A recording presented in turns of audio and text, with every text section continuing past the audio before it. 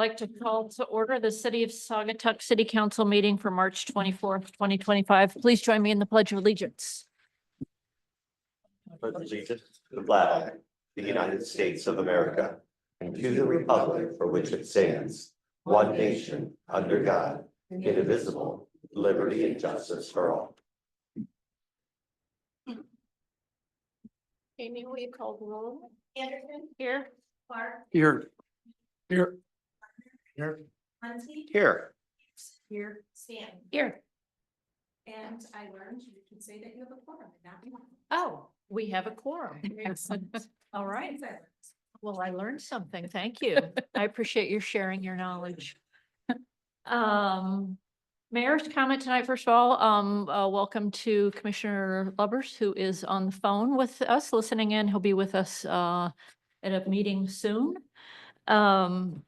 You know, I noted in Scott Herbert's report that the DPW crew just went through CPR training, and a good friend of mine who lives in Holland was a couple years ago saved by somebody who had just completed their CPR training, actually a Holland City Council member.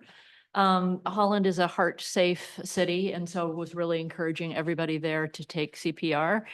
My friend was unconscious in the truck when the guy got in, and he pulled him onto the rainy November pavement and started CPR while he called 911 and saved his life. Wow. So I love it that our DPW has that, and anyone who hasn't taken CPR training, I highly recommend it, and also recertification, which I myself need to do, but it really does, it saved a very close friend of mine's life. So that is what I've got.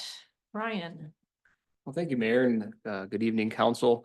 Commissioner Lubbers did drop off this community update for Allegan County for all of you to kind of peruse and review. As you indicated, he plans on, I think, speaking at your next meeting. So if you have any questions or follow-ups from reviewing the community update report, I'm sure you'd be happy to answer those at your next meeting. This week, the contractor will begin further verifications of those lead service lines. That work's going to pick back up starting this week.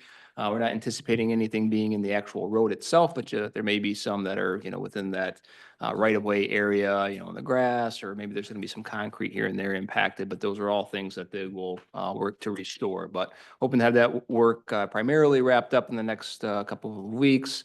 And then we might have some further kind of home verifications that occur in May, and then we'll get that report wrapped up and updated with the state and get it closed out from a grant perspective as well. But just want to let you know, in case you get any questions, that hey, there's some folks poking some holes into the ground. That's those folks picking that work back up.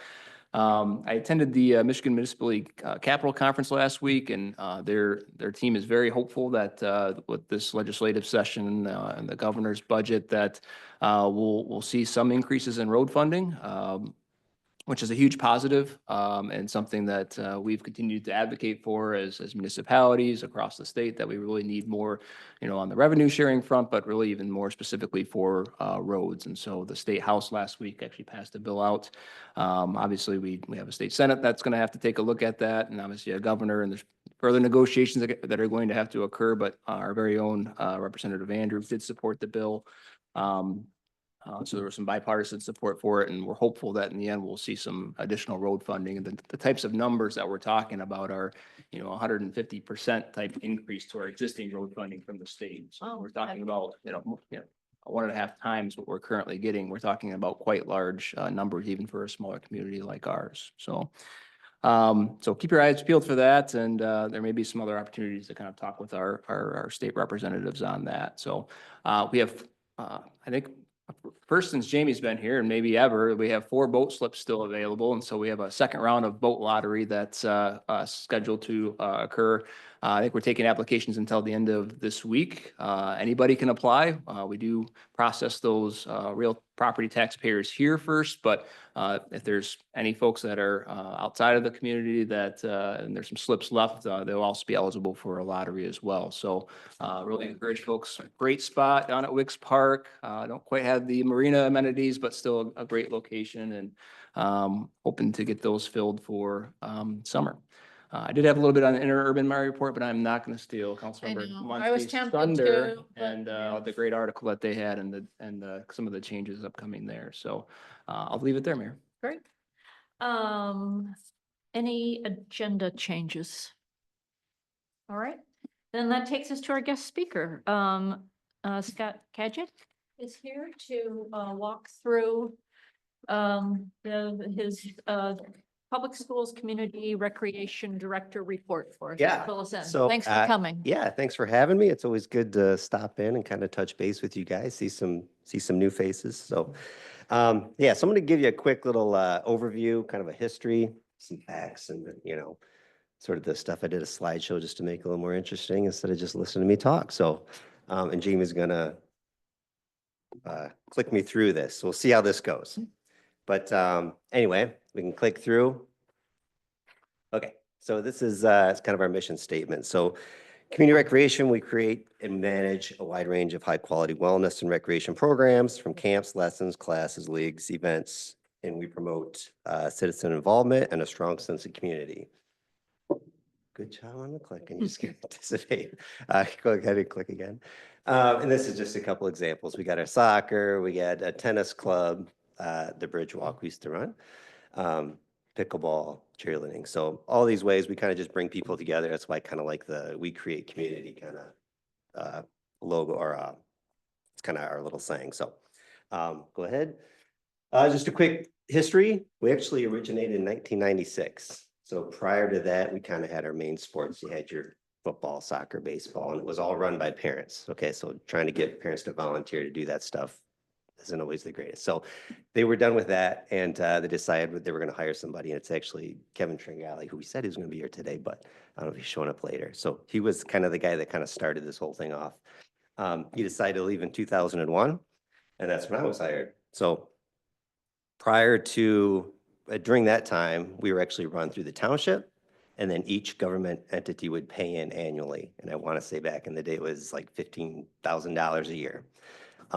When the economy or whatever wasn't doing so well, we were the first ones to get cut. So it was always like from year to year, we're like, I don't know what my budget is. So we did a lot of like fundraisers and stuff. So there had to be a better way. So 2005, we passed the millage and for 0.25 mils. And then we became under the direction of Saugatuck Public Schools. So we also renewed that 5 more times, and we have another vote coming up in 2027. We'll go through the pictures here really quick. Ski club. So we partner with Bittersweet and Timber Ridge. We partner with Safe Harbor Tower Marina. We do summer swimming lessons. This is our adult basketball program we have on Sunday nights. Which is free to everybody if you're a taxpayer, and if not, you got to pay the $3. So just to keep people honest. So, and then this is just one of our soccer. So it's come a long way. So now we started this Lakeshore League. So we partner with Hamilton and Holland and West Ottawa and Zeeland. So we have all these teams that we play our leagues with. So, and that's something that we started over the years. So. Some fun facts. So we're members of the Michigan Recreation and Parks Association, or MParks. We serve 2,500 people annually. We provide over 75 leagues, events, and clubs. And we did a study a while back and found out that about 87% of all kids who attend Douglas Elementary School also participate in community recreation. We give out, on average, about 50 full scholarships through our Grant Bird Scholarship Foundation. And our millage, which I talked about, generates about $203,000 annually.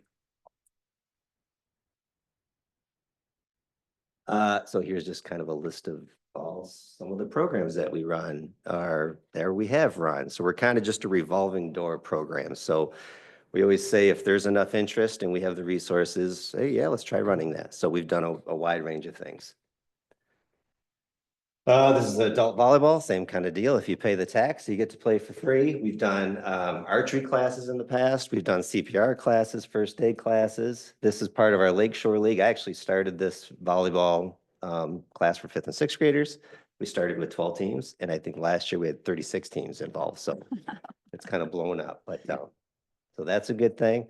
Another one of our Lakeshore programs. So this is our football league. The unique thing about us is we provide all the gear for all the kids, and that's all the other teams we play, the kids have to go and buy their own stuff. And you're talking about $400, $500 worth of stuff. So they get from head to toe, helmet, shoulder pads, jersey, pants, socks, mouth guard. We go all the way, buy them a mouth guard. So, and even the cleats, we have an exchange program where people can bring in used cleats. If you need cleats, hey, go grab some, they're free. So, and with the scholarships, if you can't afford it, you pretty much can play for free. So, and also our registration fees, which we haven't changed those probably at all since last 20 years. So they're probably one of the lowest you'll ever find. So, not to get into detail, but the benefits of recreation are pretty obvious. You got your social benefits, your health benefits, and community benefits. Okay, these kids are busy. They're not out causing crime, right? So you keep them busy. Property values go up. Also bring money into the community.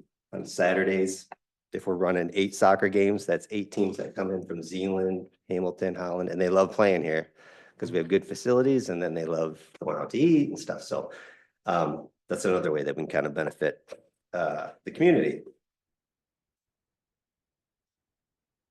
So I'm the director, and I'm kind of a one-man show.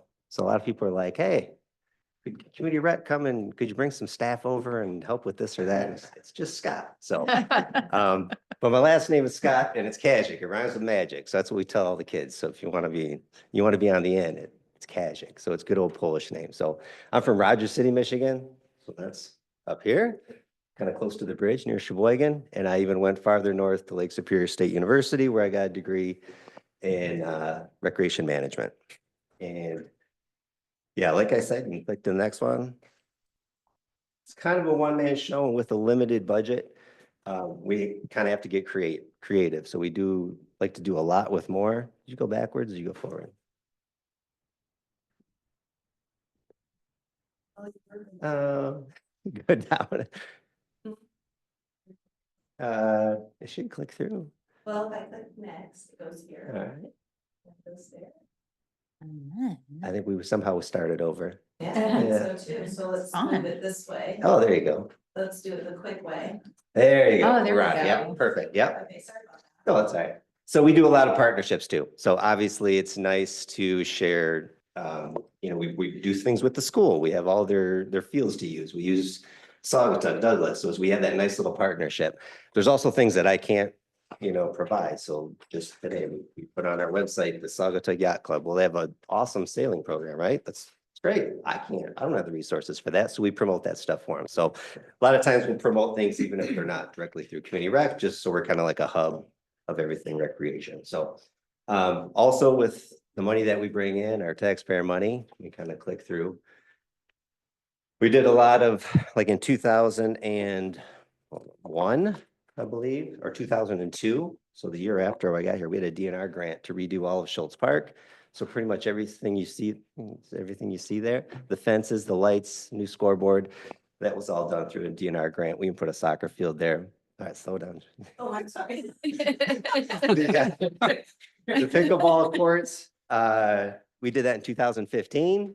So that was, we took the old tennis courts out, put in the new pickleball courts. Those have blown up, right? So those get a lot of use. We've even paid to resurface some the last couple of years. Go to the next one. I think this is just us. In 2016, we worked with the Rotary Club, put in dugouts there at Schultz Park. We also installed a batting cage.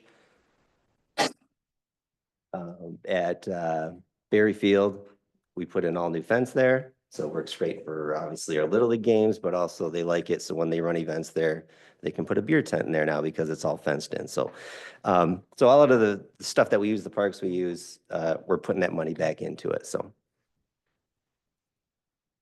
And those are just, I use the Boy Scouts to finish up the batting cage. So free labor. So, so like I said, the nice thing about community rec is that we're just kind of bringing people together. We create community. I kind of like that little slogan. I left this next picture in there for Lawrence. That's my kiddo right there. This is, I didn't want to put it in there because it makes me feel really old because these kids are now graduating this They year, so sure they're are. seniors. This is Cass, Lauren's kid, but he's a good example because he's played everything community rec. Lauren's been a coach of mine, so it's kind of like that whole community aspect. So kind of all comes full circle. So, and And you click through the rest of the pictures. The next thing I had was in your packets. That's, we partnered with the Saugatuck Douglas Trekkers. And that's like through Frank Lamb. It's just an awesome program, but we promote that so people can check in with us. We send them his information and every week they send out an email and, hey, we're hiking here. And, you know, it's good to be in a community where we can actually do that. So we have all this great hiking. So tennis lessons up at the tennis courts. Those of you who are done swimming lessons again. So this next thing was in your packets. This is just a director's report. And this is something I hand out. We do it once in the spring, once in the fall.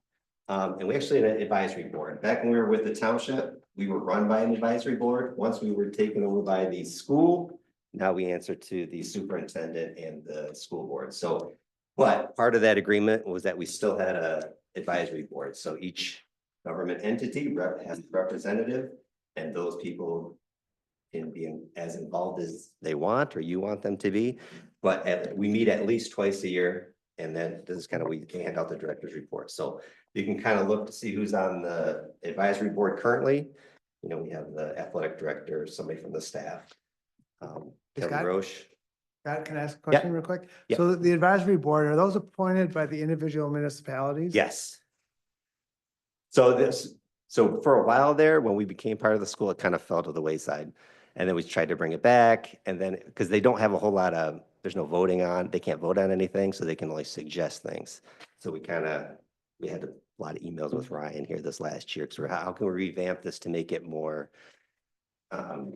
productive or efficient for everybody? Because a lot of times these meetings were like, well, this kind of doesn't mean anything because, you know, they can only suggest things, and, you know, so but the school board has the final say. So kind of what we're kind of agreeing on is like, hey, you guys have that representative, and that's the person that can come, you know, be a direct, I don't know, that's what I'm gonna deal with, you know, sort of thing. So it's still kind of, we're up for like, how can we make this better?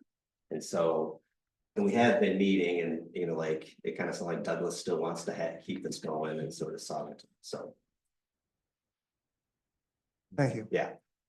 Now, obviously, if there's like Lake Town, we don't have anybody, and I have a parent that is from Lake Town, you know, suggest that and get them to, you know, try and, so we're gonna wait on Lake Town to bring somebody to the table here. So, but we'll meet again here in April, once we get our Little League numbers. But you can go through, and this is kind of what I do. I have it for the whole year. Basketball is actually updated, but we have basketball, the months that we run it, and the locations of where we run it. We have it broken down by participants for each level. You can kind of look through that if you have questions on any of that stuff. Also in here, we will have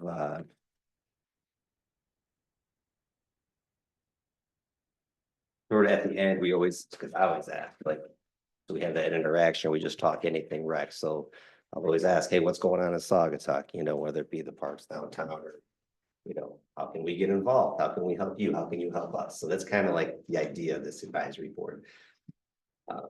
And then on the very last page, we just can't have our scholarships, so our grant, Rogers Foundation. And this is awesome because it's no questions asked. If somebody needs assistance, they just click a box on the registration page and everything's paid for. So that's a nice little resource to have. That's terrific. That's it for me. If you guys have questions. Sure. Can I ask Sure. a few, Scott? I get a lot of questions about pickleball because must be my age. When people go to Schultz Park, do you have a league? Do you have pickleball leagues now? Yes, so there's the Saugatuck Douglas Pickleball Club. Yeah. So they kind of took that over. Now there's an agreement. If you go there from 8:30 in the morning to 11:30, it's jam packed. So that's kind of when they play. They're supposed to leave a court open and there's a sign. So if you're really into pickleball, you contact them. And Okay. it's a really good, they'll set you up with, but I know there's ratings. You want to be playing. You don't want to be playing a 5 if you're, you know, starting out. So they'll set you up, and it's people that, you know, join and they love it. So, but then after 11:30, it's pretty much open to the public. There's certain nights. So But even with the club, is it still just an open play type of thing, not an actual league where you're playing against teams? yeah, no, they kind of open it up, but I think think they do run some sort of tournaments too, Okay. or games, but for the most part, they're like, all right, these two, you're gonna be this level and you guys are Right. gonna play. Yeah. The better players will play over here, so. I've just heard from people, hey, I have to go to Holland to play in a league, that it's more just open play, but I'll reach out to the Yeah. club to I just find know out there's what a lot the, of people there all the time and they're Yeah. having fun, so.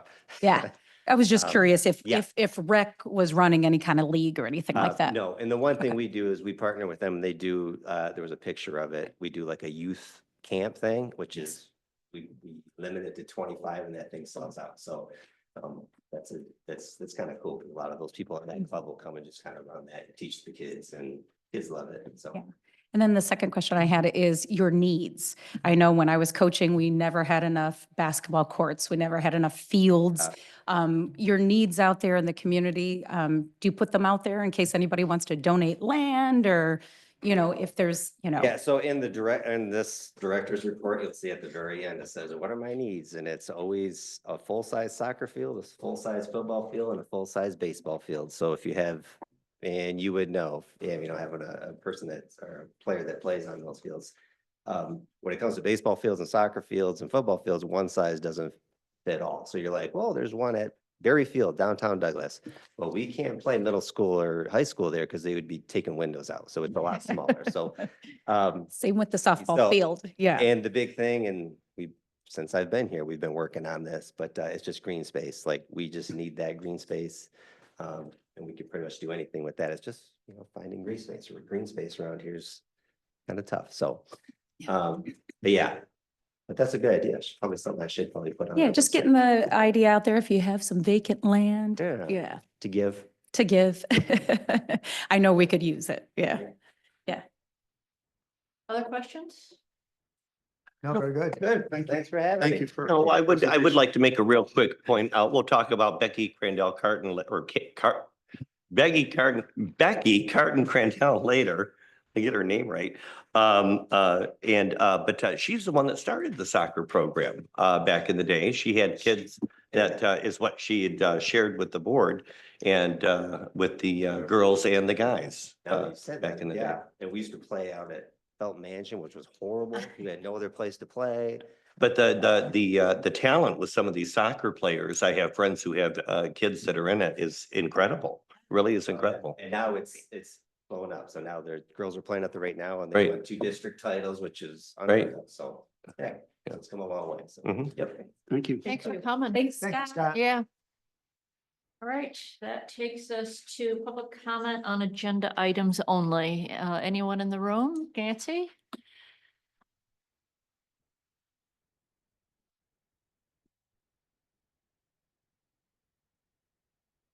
Hello, hi, Nancy Kimball, 550 Spear Street. And I'm coming to you today really as the committee chair for Parks and Public Works Committee. So I happened to watch last week's workshop where when there was a discussion about the village courts, it was suggested that possibly we also include a dog park in that area. And that was a little bit of a surprise to me. I don't think Parks and Public Works Committee has vetted that at all. So I just gave it a little thought and I need to know more, but it seemed odd to me that we would want to bring dogs into an area that's really frequented by adults and children who are playing and hitting balls and that kind of thing. So, I probably need more information, but I just have a real concern about it. So I thought I would come to the meeting and voice that. Also, that area is pretty small. So I'm not sure what kind of dog park we might be thinking of, but usually it would be about an acre. And either one of those 2 courts put together actually is just under an acre. And obviously, I don't think we want to give up the basketball courts. So I just thought I would share my thoughts on that and just say I have some real concerns. Thank you, Nancy. Anybody else in the room wish to talk about an agenda item? Anyone online? All right. Let's move on then to the consent agenda, which is on page 8.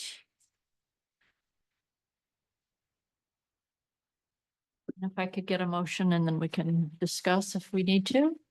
Mayor, I'll make the motion. Motion to approve the consent agenda as presented. Second. Any discussion, questions? Yeah, Russ? Madam Mayor, the only item I would comment on is item D in the consent agenda, as I mentioned at the workshop. And I know Scott Herbert has, heard what I'm saying. The Spear Street launch needs a lot of help. It's not looking good, and I would like to see us spend some more time getting that to look very more presentable to the community. So it gets a lot of use, and it's looking a little worse for the wear. So I know that, I think the manager mentioned there's perhaps a new sign, and as a family member of mine uses that pretty much daily during the summer, I'd be happy to come down and give you some feedback in terms of what I've heard experienced down there. So that is a place that just gets a lot of attention. It definitely needs some help. So. Anything else? All right, so roll call. Anderson. Yes. Park, Yes. Eden, Yes. Gardner, Yes. Muncy. Yes. Peterson. Yes. Stanton. Yes. And this is where you say motion carries and not. Motion carries. This is your new. Jamie, this is your a new lot for me world. to learn in one meeting. Okay, we can't let her leave anymore. Mayor's brain melt. Okay, I can do it. That takes us to J, staff reports, boards, commissions, and committees. So staff reports, I know, Ryan did some highlights and, always provides a very informative report. But with that said, any questions for him? Yes. Yeah, just one question. For the boat slips, I think that's the first time that we've experienced that. We didn't rent them all out. Any thoughts on what might be driving that? I'm kind of, because that's a first. Mm-hmm. Jamie? Yeah, so typically I have like 16 to 22 applications, but most of the people that apply yearly that I've reached out to, they got some slips. Like we had a couple people that were on weight slips and they got the slips this year. And then some people, like the non-residents I've seen drop off, like when I first started, we had a lot of non-residents applying that really never got I haven't seen any. This whole batch was all residents. So I've seen like a lot of non-residents drop off that did apply before. So between those two is kind of what I've fact-finding the attrition from. Okay. And so right now we have 4 open. I only have 3 applications still. And I've just told everyone that has won a slip, if you could tell your friends and family and anyone else about it. So I'm trying to get the word out there that. Great. Yeah. Oh, go ahead. The only other thing I would add is that if we run into a situation where we don't have them all rented, perhaps we use one for transients, not for the season, or come up with some way to allow people to use it on a transient basis. We So if the need- definitely have a need for that. Well, it's a good point. And if we could put a QR code, because people do actually, if they even see a slip holder out of their slip, they do think they're public and they can cause conflict. So if there do end up being some, that might be a revenue opportunity as, with a QR code or something, you go Venmo or whatever, for whatever hours. I get asked about it all the time. Yeah. Yeah. I suspect part of the issue is, we did raise the rate to become a little bit more competitive with the other marinas. That's part of it.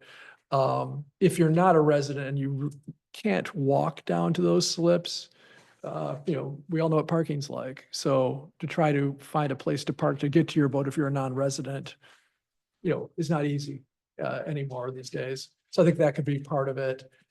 And, they don't have the amenities as was mentioned. They don't have power, they don't have water. So that can be a deciding factor for some folks. So those are my thoughts, observations. Great. Any other questions, comments? Treasurer comment or questions for treasurer, clerk, or planning and zoning? DPW, police, or engineer? Okay, and take us to the boards, commissions. Dan, do you want to share fire districts administration with us? Excuse me. Dan Fox, the council representative to the fire district administrative board. So this is the report, updates, data and whatever through the month of February. Shows this picture for the cover that anyone was downtown on the 15th of March. It was for a lot of St. Pat's celebrators, whatever, and they're responded to the fire alarm at, always say it wrong, Amazwi, which fortunately turned out to be a light bulb that exploded or whatever. That was the extent of the drama, but there we were. Here are the numbers. Jamie, the next one, please, for February and a little bit beyond. The highlighted ones deal only with the response times, which are up, I don't know, 50-some seconds from prior, related primarily to weather, according to Chief Janik. And the 21 motor vehicle accidents or motor vehicle incidents, that's actually 2 months worth. That's January and February. It's not just February. But January, February this year compared to January, February last year, that's where you get the plus 21% year to year. So again, that continues to run hot and is an expensive, time consuming and somewhat dangerous challenge for the district. Next slide, Jamie. A few slides here on Life EMS data. They had changed an administrator, and so more recently in other reports I've made, I didn't have particularly up-to-date EMS, Life EMS data. This corrects that for January, and the next one's for February.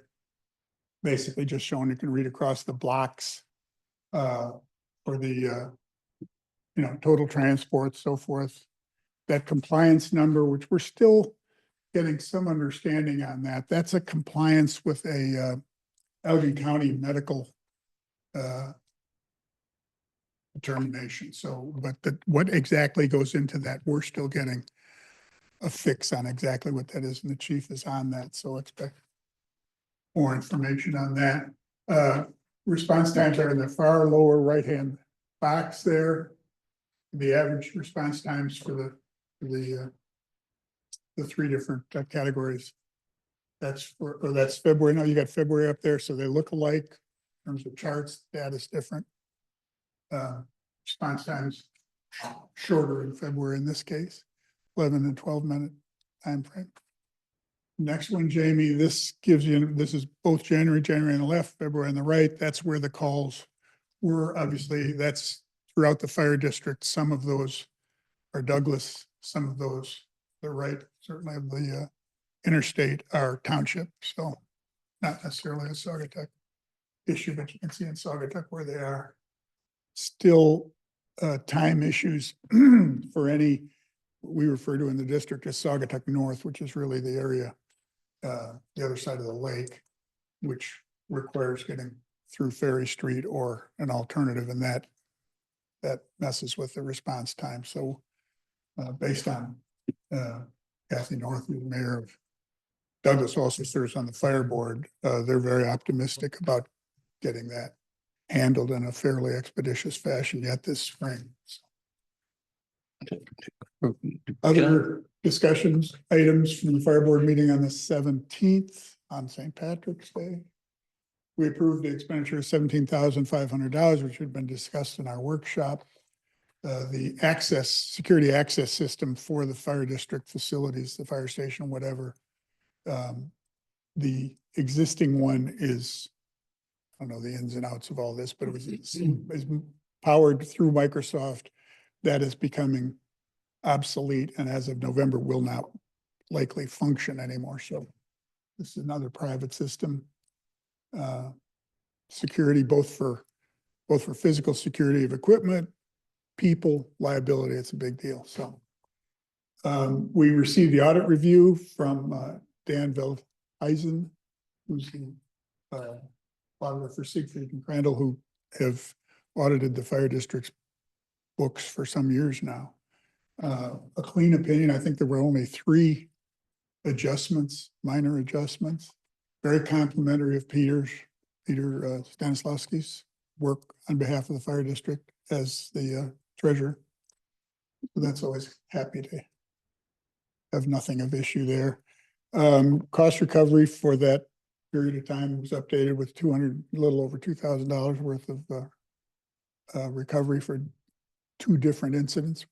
One a drunk driver, one I believe it was a truck accident, I'm not positive. We reviewed Fleece and Vandenbrink's pre-designed cost estimates to upgrade water and sewer service to the fire station. The fire station is what do you call it? When it's not the sewer, what do you call it, Russ? Septic? Septic is on septic, and that's not really acceptable. We also have a smaller than ideal water service, so there's some there's planning to upgrade the water service to the fire district and the sewers as well. And there's a lot of work in this area going on with the township in terms of extending water supplies up the far side of Blue Star Highway, which can work in our favor where we can go underneath Blue Star Highway to get access to that stuff. So that's ongoing. Numbers were roughly $300,000 for this work. And finally, there noted a thank you text message which we received from the two owners of the Saugatuck Drug Store related to the February 15th fire there. Unlike the Mwazi, that was a serious and dangerous situation because the fire was above the ceiling. And when fire gets there, it can travel in unexpected ways. You can't see it and all the rest of this. So the response was quick and professional. They were thrilled with the personnel and the response and so forth. And they were able to snuff that out with a minimum amount of damage to the building, damage to stocks and so forth. Next one, Gregor, you had asked once about what in one of our categorizations of the services provided by the fire district, you asked about fire general public assist, which is kind of a catch-all. if Kind you of will. broad. Pardon Yeah, me? kind of broad. Yeah, very broad. Well, it's broad because of the requests are broad. To Sure. include this particular one, which saw the We were 2150. wondering what you were doing over there. Huh? We were wondering what was going on there. Well, you see the pole there. They're stringing the flagpole. You go to the next one. And that's why, Huh?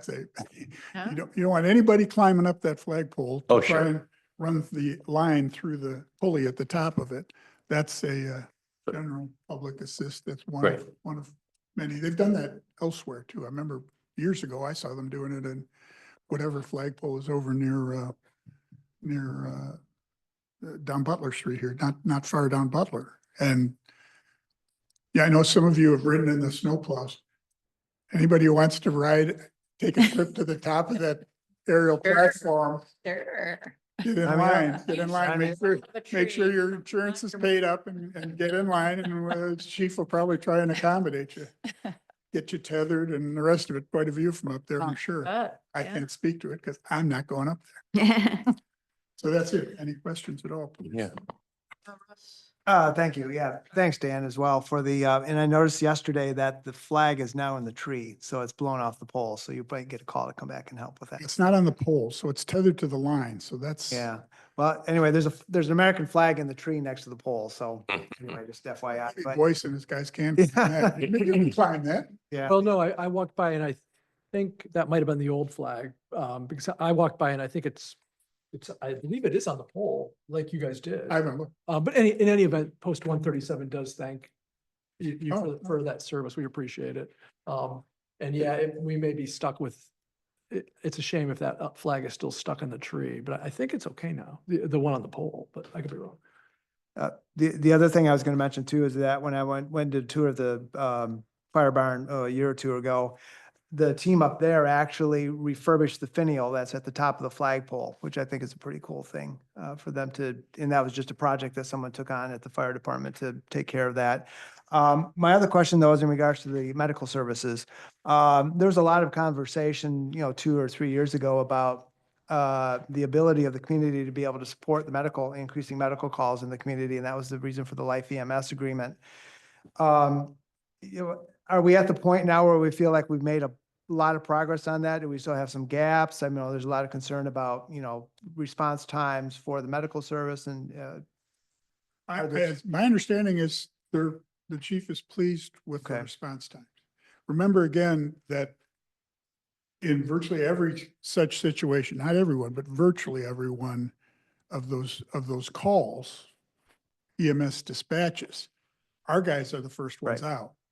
And our times are roughly the 6:48 or whatever the number was earlier, roughly half.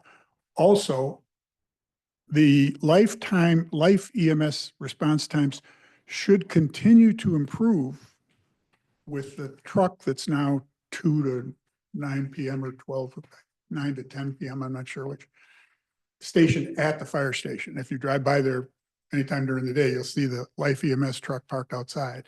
Part of their protocol is those guys stay in that truck.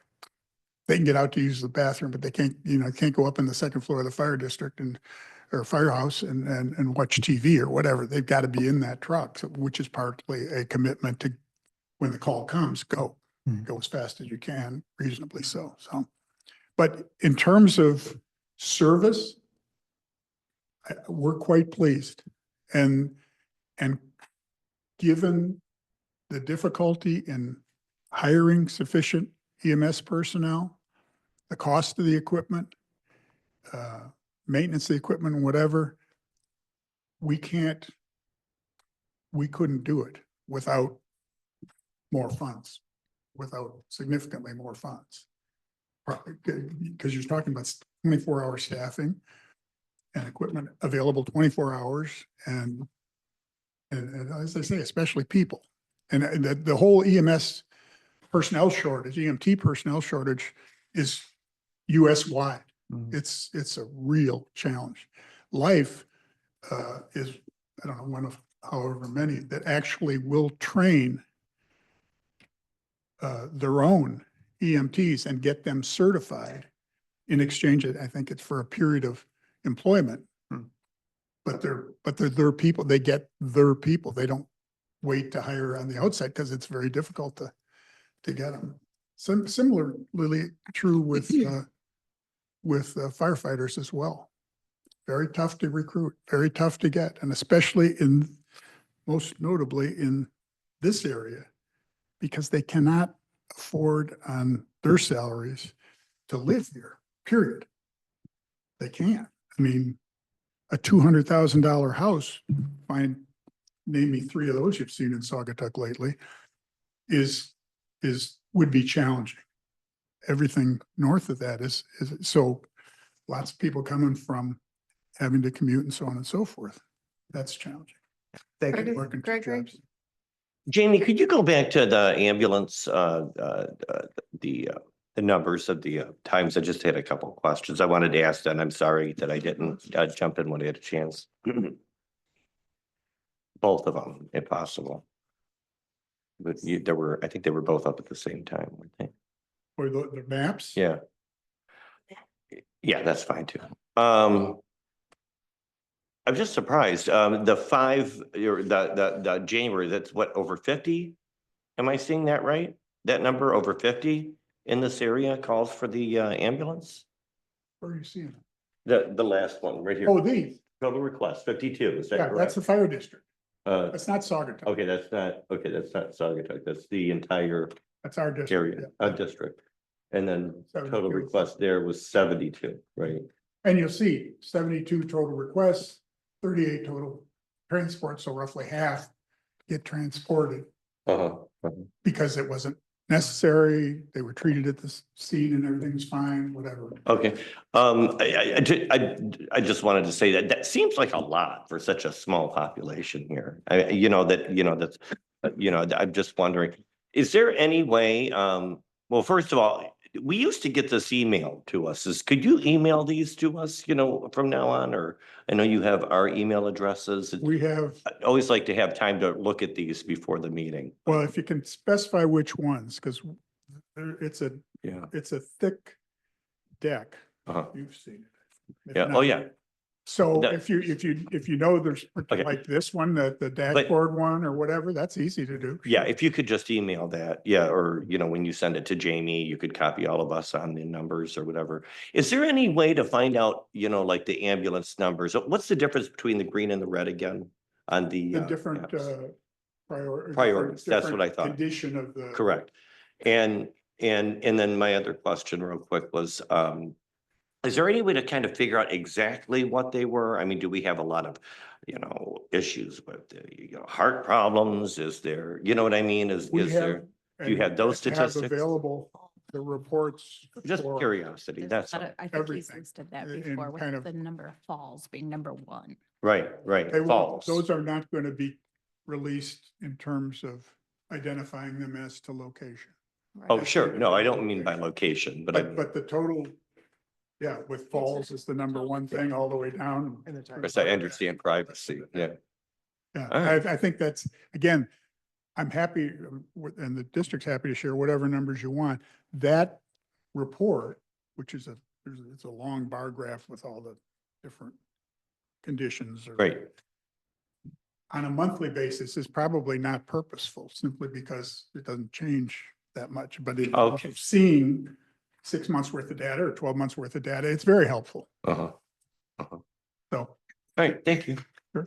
I'm just alarmed by the number. I mean, 72 requests. I for between, I know Saugatuck, Douglas and the township, just seems like a lot Well, I mean, you and I mean, for it's the such a nature small. of the beast. People are told, kids are taught 911.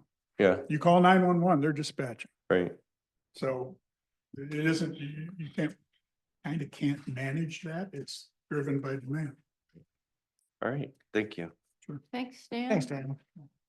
All right, Gregory, this is sort of a big report for you. Well, I think so. I don't know why you were, you can't steal my thunder because I have even more information to share.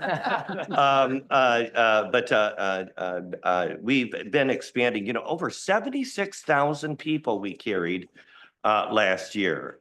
I can't, it's hard to wrap my head around that number, that our little bus system carries that many people around here. And we are continuing to grow. And as the community is growing, as we're seeing more people move to the area, even the township, including Laketown Township, people that, have kids that use our schools, there's more and more of a need to just reach out our services and keep going. We're working this Friday, we'll be going through and finalizing 3 contracts. And the first one is going to be with Fenville. And we're happy to, it'll be a demand response to Fenville. It'll start effective April 7th. And the price of just $5, you can take a bus out to Fenville to a designated spot there downtown. It'll be a small little, the city of Fenville is doing some park updates. And along with that, though, they're planning on putting kind of like a bus stop area. And that'll be at 116 South Maple Street there in downtown Fenville. And per demand response, so it can be throughout the whole time that we're operating. Anybody can get a ride to Fenville for $5 or come here from Fenville for $5. So we're excited. This is, we're just going to try this out for a year, see how it goes. This is a pilot program, just like a couple other the pilot programs that I'm going to share as well. We're super excited about that. We've also got working with Ganges as well to do another pilot program. It's a program that'll pick up and drop off at 3 locations. You can pick up our bus from, well, you could either do it from Fenville or Saugatuck now, and you can take it to Fen Valley Vineyards, Virtue Cider, or Modalis Wines. And you'll be able to use that. That's a contract that we're doing right now with Ganges Township. So we're excited about that. And then finally, Laketown Township. At first, we were only going to provide services to 1 precinct. However, just the last few days, they've reached out and had interest in making sure that we're covering every precinct there. And so we will be having, as of May 1st, through this contract, we'll be doing another launch with them. Laketown Township is going to agree to pay us $7 per rider. It cost us about $7 per ride, in case folks didn't know, even though we give, $1, as you know, our funding by the state and federal. Helps to, and of course, our millage helps to fill in those gaps. So Laketown Township will be paying $7 for each passenger. And then following in 2026 will be included in their millage vote to see if those residents want to pay for this service. and include it in our area. So all of Laketown Township, again, where we do have school students as well, and even Fenville as well. If a kid wants to stay after at a game or something here in town and, is concerned about getting a ride back to Fenville, there's a great way for him to get back home. We've got lots of students from the Fenville area. Super excited about that. And then also, of course, Fenville will be putting on their millage in 2026 to add this service as more of a permanent thing. So these are all pilot programs. And we're super excited to launch them. Again, we've got Friday is our meeting. We're going to finalize all of these agreements. And we should be good to go with this expansion, but we do want to put in everybody's head that we might be on the millage next year.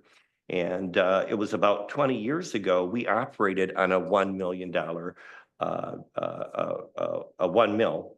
And we went down to 0.5 mils about 20 years ago because we were being responsible as we were getting more money from federal and state.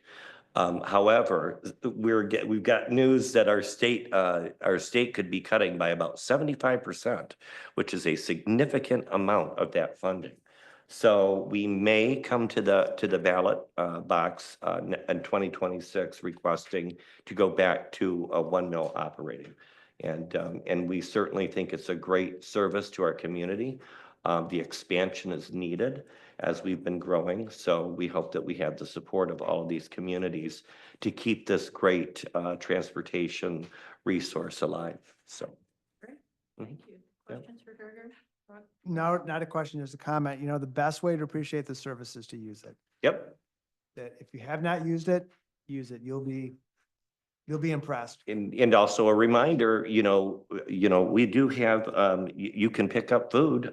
What's that food app that people? DoorDash. The DoorDash. Grubhub or DoorDash, I guess you can call it, but you can always call Interurban for $2 and call your favorite restaurant and have your delicious food delivered right to you.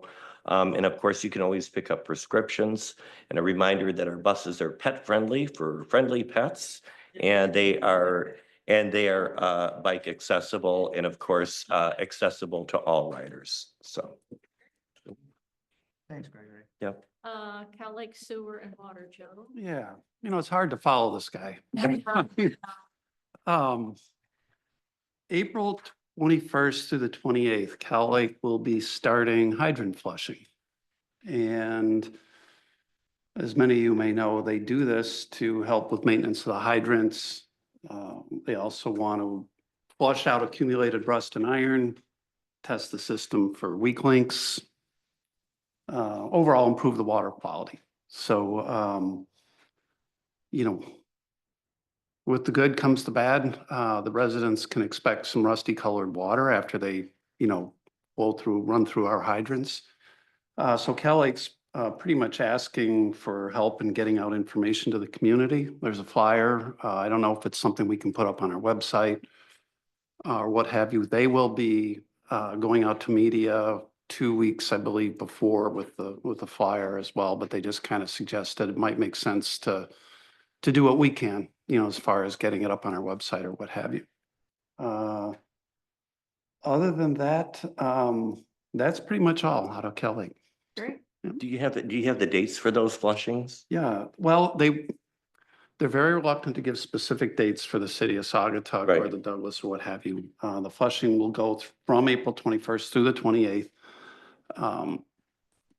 They don't know when things are going to pop up and divert their crews, so they can't really commit to when they're going to be here. But they did say they're going to try and get through Saugatuck over a 2-day period and Right. conclude it, And depending on where, certain residents are in the line, could get potentially more rust. Sure. Try and get the end of the line flushed really good and try and push everything that way. So they'll start one side and go to the end. But whatever day that would be between the 21st and 28th, right? So that week, It keep will an be eye that out on week. rusty water. They recommended turning off your softener. Yeah. So you don't overwhelm it, I suspect. But yep. Thank you. Chris? I can't tell you how excited I am to have something to report. We're excited. First, we had talked about the No Wake survey, and Lisa, and I'm not sure how to pronounce her last name. No, Serena. That's really. is she has already drafted some questions, and so we will have a draft survey of questions for the next workshop. And then the other piece is, you remember Dick Waskins sent out a proposal from Edgewater. And it's for $4,000 from each of the three entities to look forward to seeing what we can do to help with the harbor cleanup. And if there's no concerns, then we could include that in the draft budget for 4,000. If there are concerns about it, then we could put it on a workshop agenda. Whatever the council feels like doing. It seems like something we should go forward with, since all three have agreed at the meeting to do so. Do people feel a need to workshop it, or are you okay putting it in the budget? I'm okay. I'm familiar with it, so I would be Mhm. okay with it. Great, thank you. Yep, that's it. Thanks. Nice to have a report. See you in 3 months. Ryan, anything? I think ZBA has a meeting coming up. They do have a meeting scheduled, for April. Okay. Russ, Historic District? Yeah, we met in special session a week ago, Thursday, the 13th, to review and approve the proposal for art in the park in Cook Park. The Historic District Commission had a lot of good questions. Lisa Mize was there.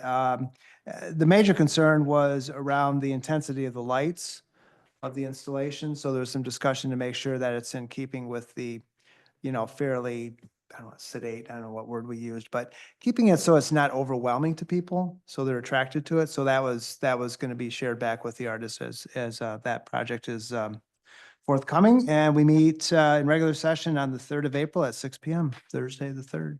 All right, thanks. Joe, planning?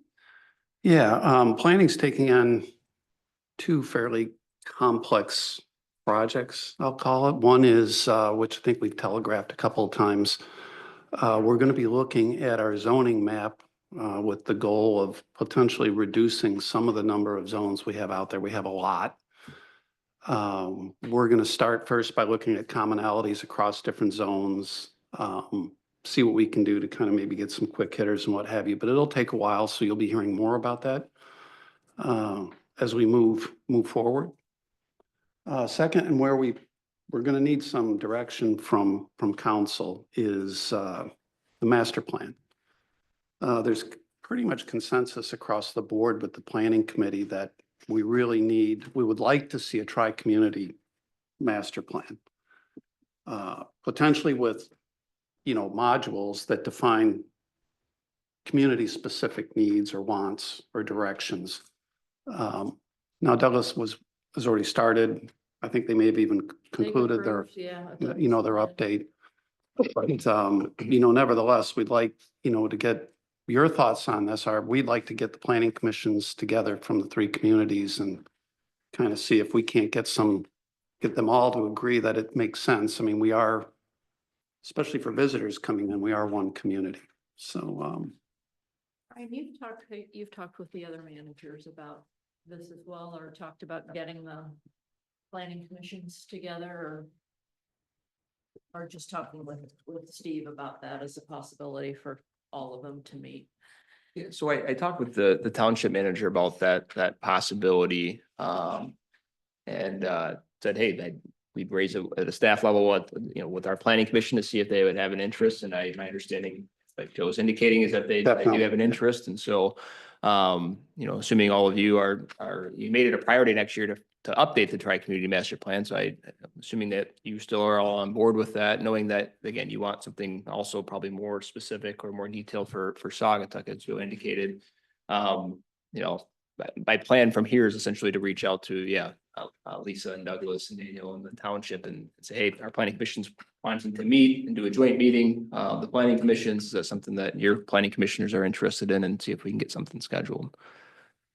Thoughts from council members? Yeah, I would just echo that desire to do that. That's been something I've always been a fan of, is to get our three communities together even at this level, just to introduce ourselves at the very least, have a breakfast together and just say, hi, I'm, so-and-so. And I mean, most of us know folks, but I think it's a good opportunity to get together and I would encourage councils and other respective commissions and boards to find opportunities to do that as well. Agree. Okay, so great. we'll proceed down that path then. And Awesome. Thanks, Joe. There may be some budgetary constraints or considerations to take into account, given that it's a little bit more complex, but we'll certainly start down the path of trying to measure how the other communities feel about it, maybe get together. So That's great. thank you. Thanks. Lauren, DPW. Yeah, Parks and Public Works meets tomorrow morning at 10 o'clock. And the highlight of our day tomorrow, we'll be going over the long list of suggestions from the community. A lot of people took part in the survey to rename the airport property. So our plan is to whittle it down to some good choices that we can bring to council and have a final say here amongst the council. So. I'm looking forward to seeing those. I actually couldn't think of a name. I kept going to the survey and I couldn't think of a name. And I thought, I know there's going to be so many great names to choose from. So. Yeah, it's great to get it out to the community. A lot of people responded and also through the school district as well. The school had an opportunity. We don't have all of those results, but tomorrow we'll have the full list of results that we can weed through and hopefully Cool. come up with some good ideas. Good. I would just say I admire the fact that all of the names that were submitted were in the report, because there were some that were not pretty. So I just appreciate the fact that it was all brought forward. And I was gonna ask a question about the school involvement too. So it sounds like there was some direct involvement, because that was one of the commitments when we originally looked at this. So I'll be looking forward to see what the kids come up with. Thank you. Excellent. Scott, anything, not on tri-community? No updates. It's all in the manager's report where we are. Question, when is the next meeting scheduled and where and what time? I've had a neighbor asking me repeatedly. When is The next tri-community. We're talking wildlife about day. the Blue Star Trail. Oh, sorry. Yeah. That's we're my talking about last Blue item. Star. Sorry about that. Yeah, and then on the trail, just like some of the items that council's looking for from the engineer, I just received some details today that I have to read and go through. So we should be hearing more soon on that. Good. Water System Operations Contract Advisory Committee, Russ? Yeah, we met after our workshop last Wednesday and got some good news about some things that we've been working through. So I think we're coming closer. I know Joe's starting to get some pressure from, we're starting to get a little bit of pressure why we're not done with this. So we're motivated to get it completed. So. All right. And then Scott? Wildlife Committee. I sent a note to Lisa over at Douglas. They've been hosting to ask her when the next meeting is, if they've got it scheduled yet. I haven't heard back from her yet. Okay. Yeah, again, I've had her neighbor repeatedly ask me, so I'd love to give her an answer. I think, let's see if I can find it. Yeah, I copied you on my note. Yeah, so Lisa, they had sent along like a draft of a resolution that they plan on looking at. So it's with our legal as well, but we can, once we have a, resolution to. that what they're we gonna consider discussed. to, pass along to the communities what their recommendations ultimately Okay. are, so. Great. But yeah, as soon as we have that date, we'll get it out to you. Thank you. Yep. Appreciate it. Okay. It takes us to K, approval of accounts payable, page 78. Madam Mayor? Yes. Move to approve the accounts payable in the amount of $90,303.73. Second. Any questions, discussion?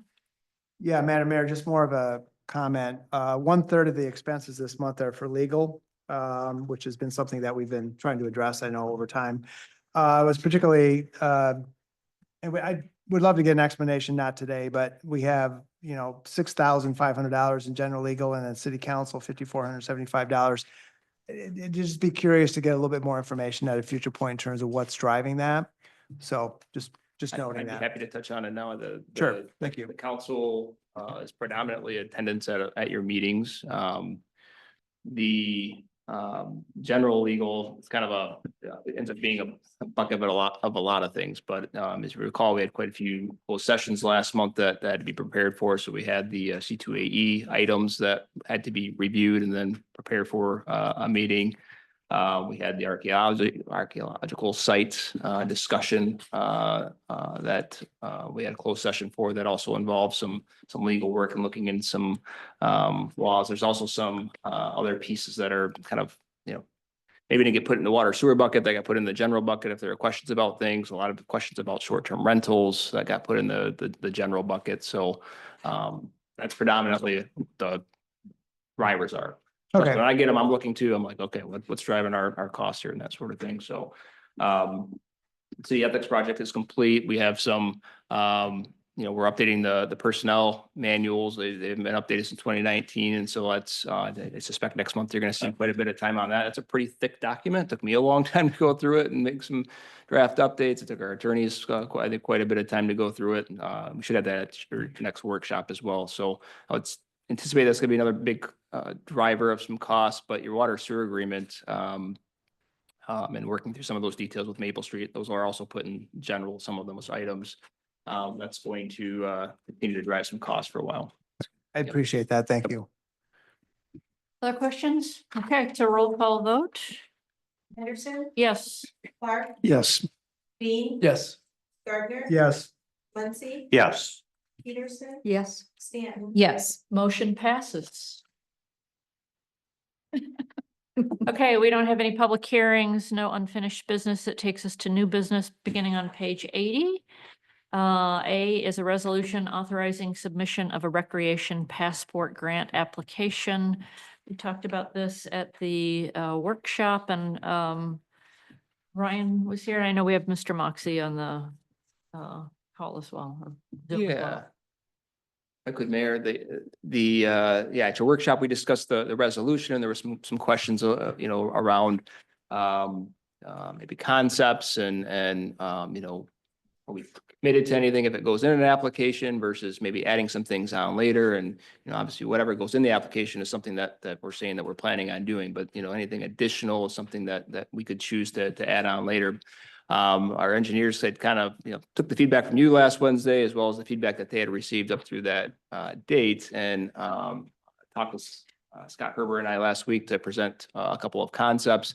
And based on that discussion, I know there's been some other interest in maybe some additional pickleball courts around town. And so they kind of have just a few very high level conceptual plans that I asked John to, if he could attend tonight, just to kind of show you the different concepts as well, given that we have a short timeline, unfortunately, with getting this application on by April 1st. So sorry to turn it over to Mr. Moxie to maybe share his screen and kind of just high level go over. Basically, what we're looking for, is there anything that you're like, absolutely, nope, this is definitely not the direction we want to go. We're not interested in, whether it's dog park, additional pickleball courts, or, things like colors and plantings. I mean, those are all very easy to change and aren't, nothing is solidified here. I guess is the point I'm saying. These are conceptual plans.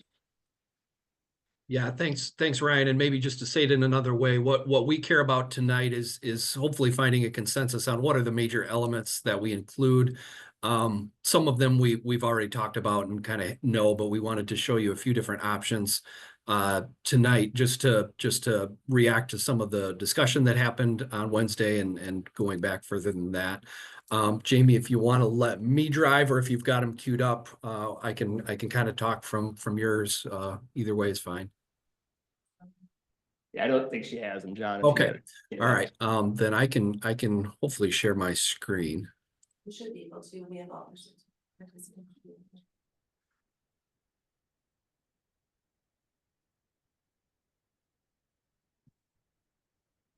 if this comes through for you. Is there a concept coming through? Not yet. It looks like it wants to. I'm going to give it a minute. I've been having the same problem for some reason with Zoom. I'll talk through. There we go. Perfect. So this is, I'm going to call this more of the base plan, and we'll kind of go line by line. In the northeast corner of the park today, of the Village Square today, there is kind of a small half-court basketball hoop there. We're showing that being removed. It sounds like it doesn't get a ton of use. You're kind of your backdrop for that hoop is parked cars, so it's not the greatest location. Nobody really was sure what the genesis for that was, if there was just overflow at one point where there were just a lot of basketball players in town. But all of these options, we're showing that going away. If that is objectionable to anyone in council, pretty much anything we're showing, don't feel like you're going to hurt anybody's feelings if you want something different. But we're showing that going away. In this option, that would go back to grass, just an open natural area kind of behind the tennis court here.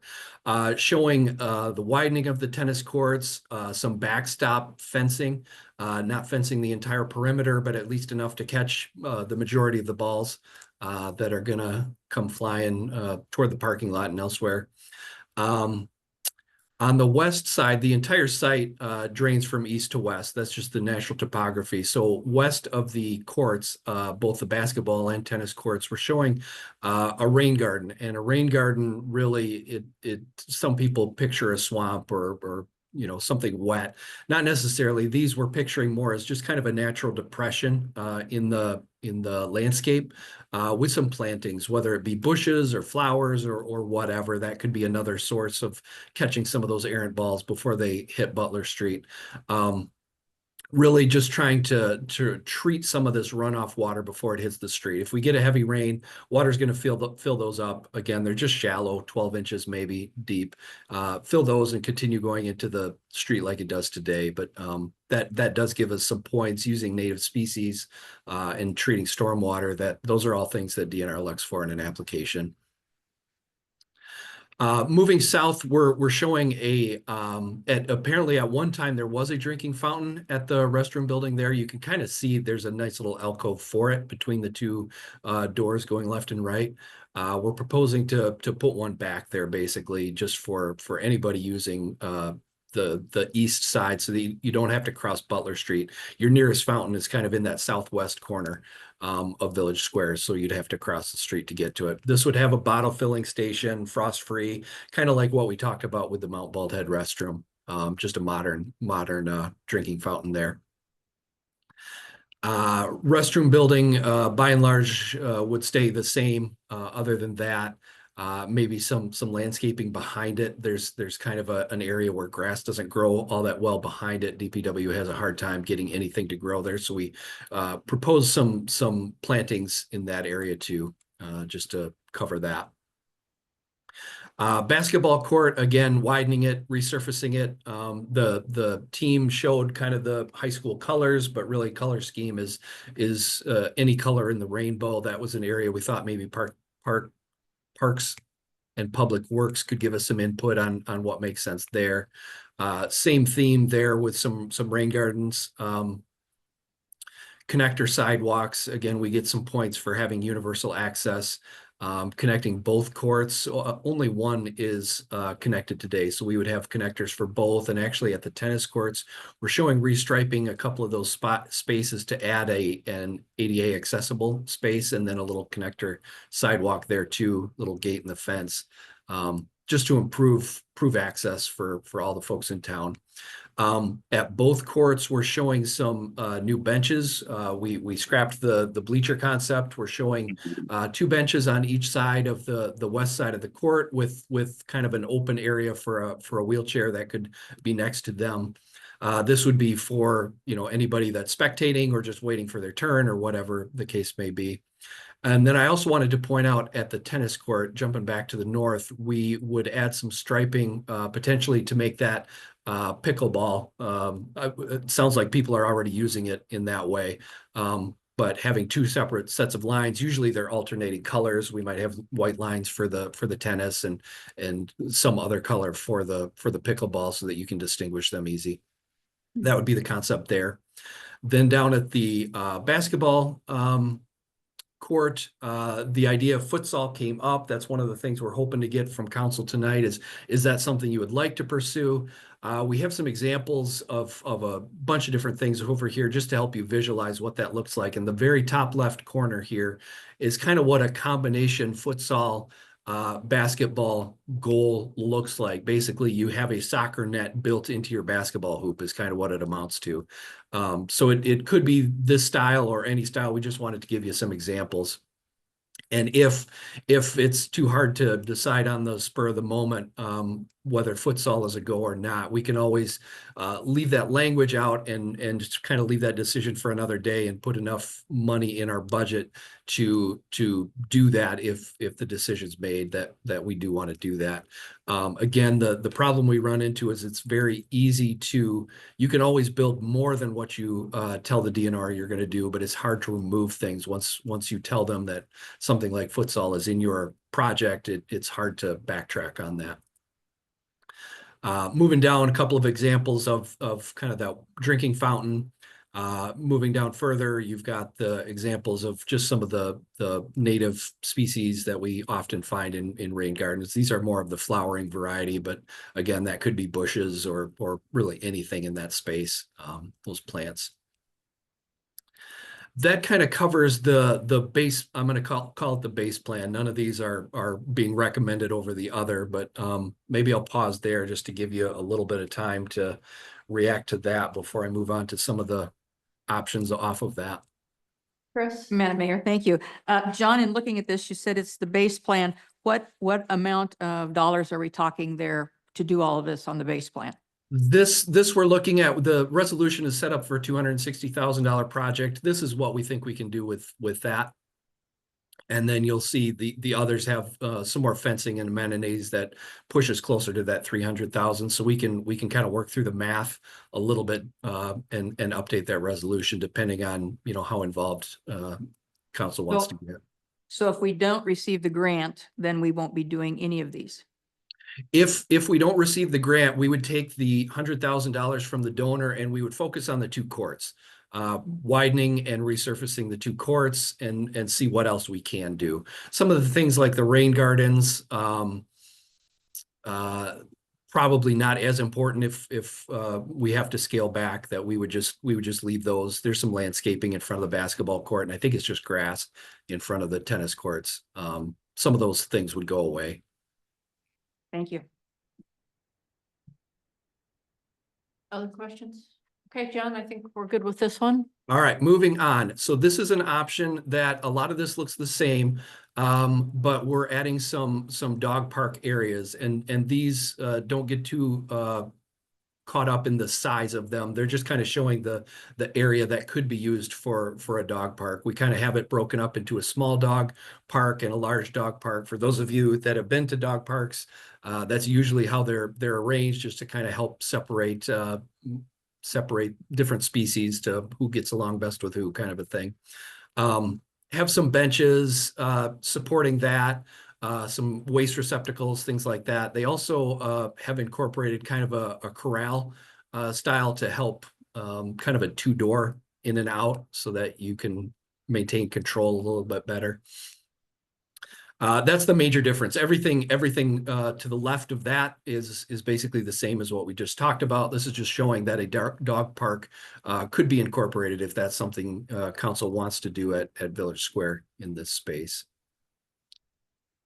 And what would the cost of this one be? This one's going to be, yeah, with the added fencing and things like that, you're probably closer to like the $280,000, maybe even closer to 300, depending on how big you make them. Thank you. We talked Okay. about maintenance a lot with Scott, obviously, is a concern, and we would incorporate things like putting stone around the bottom of the fence so that they don't have to try and come and weed whip right up against the fence and kind of tear things up. There would be a maintenance gate in both spaces so that they can get, you know, their normal mowing equipment in there, things like that. Final option. John, one question on that one. Would you have Sure. to cut into the hill that's back there to create that space? That's a good question. I kind of glossed over that. So there is some topography challenge kind of in this south end next to the tennis court already. We're expecting, especially if we do any kind of a dog park, it would mean some retaining walls to do that. Okay, thank you. All right. Option 3, instead of a dog park, have a standalone. We can kind of sneak a pair of pickleball courts, designated pickleball courts. You kind of have tennis and pickleball side by side, fencing to support that. Again, it's going to take some retaining walls in that corner to be able to flatten that area out. But for those of you that really like pickleball, this does. Unfortunately, the engineer in me would love it if 2 pickleball courts equaled 1 tennis court, but it's not quite lines up. But it does fit in that space pretty well, if that's the direction. So those are kind of the key questions we have for you tonight is do you like the things you see in the base plan? And do you want to do either pickleball or dog park in kind of that open space, or just leave it open? Again, John, thank you. The cost of number 3. Yeah, the cost of number 3, you're definitely near that 300,000. So those are kind of the 3 levels. Base close to 260, some fencing for dog parks, probably closer to 280. And then if you want to add pickleball, you're all of 300. John, per my email, option, because you're saying this is option what now? 3. We're labeling it, I want to say the file is called option 2. Because this one's Go called on, option report. 2, and the first one you showed was option 3 in the email Correct. here. I just want to clear that up and then okay, thank you. And then also, can you provide, are you going to provide all 3 of these options, you know, if we approve this authorizing submission of the passport grant, or do you have to just go with one? Really should go with one, because again, if we put all of the elements shown in all 3 options in here, we can't even physically fit them in the park. So we really do need to kind of pick and choose a little bit on what we want that Okay. space along the east side to be. Okay, thank you. So John, if, so what you're telling us is it's hard to remove things. So you're saying like if we approve something that's going to cost us, you know, more money, we can't remove those if we want this grant to go through. So I'm just asking if we should be leaning more towards the basic one because we can add things later. That's a good way to think about it, because we're asking for $150,000 in grant, regardless of what option we go with. That is the maximum that you can get through the passport program. So, and we have enough of a match to get our points there, even if we go with the basic option. Okay. Okay.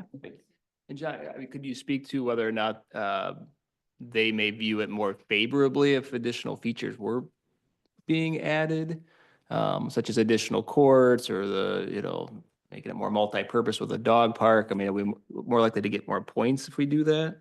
The way their scoring works, not really necessarily. Some of the things, I kind of talked through some of the things they really key on, the universal access, the stormwater management, native species is a big one. They definitely look at the different other elements that are in there, but we tried to key on the stuff that's really going to get us points even in that base option. Mayor, Yes. since we have the council rep for Parks and Public Works, we have the chair of Parks and Public Works Committee. I would just be curious on their views, if they've done any thinking about this, if any of these plans correspond to discussions they've had. Honestly, it's just been, we've been working towards getting letters of support, as far as from the Disability Network Lakeshore, we were able to get a letter of support. So those accessibility options, we definitely want those included. But as far as anything beyond, the basic part, it's just gravy, that would be nice to have those things, but as he mentioned, it would be hard to remove those things if, I would like it to say, okay, there is space there. And if somebody comes forward and says, hey, I'd like to donate or whatever, we would say, yeah, there's space there. We can add that down the road, or, Sure. I don't know. I would hate to include it all if, we have to go full throttle. Does that make sense? If we would go out with the number 2 or number 3, and we did get the full grant, then the city would have to make up the difference in the funding. Yeah. So we could be looking at an additional 20 to 40,000 on one and 50 to the other. Yeah. I suspect that you may have some opportunity, maybe in both plans, I have no idea. But I think there's definitely folks that have expressed an interest in seeing some additional pickleball courts, and there may be some interest in folks in donating towards something along those lines. But perhaps there's the same thoughts for, you know, a dog park, but, you know, given that we can add things on, we can explore those possibilities as the conversation progresses with Parks and Public Works and you as a council. But we have to have the grant in when? April 1st, we have to apply, yep. That's so, why this yep. is urgent. Yeah. So, yeah. Which is not a lot of time then to go back to the Park and Public Works. I mean, I think Lauren has explained very well what they've done. So I personally would want us to do the basic plan, and then if people want to donate, they could add those other pieces. on. That's just my Yeah. personal. Others truly feel that that makes way. sense to me. It looks like heads nodding yes. And while I see more pickleballs courts there, which I think, you know, that's what I said that during the workshop, I see more pickleball there than anything. Just a little concern about having 2 more courts, adding more amenities when we've already reduced parking in the city. Just a concern. I know that the parking in that whole area gets very congested because I know the businesses there and I work in that area myself, so. Russ? Yeah, good conversation, and I'm in full support of the grant application. As I mentioned at the workshop, my concern was tying us into one of these proposals, which would basically makes us a foregone conclusion that this is the proposal. So we've got 3 options here on the table. This is a lot to absorb.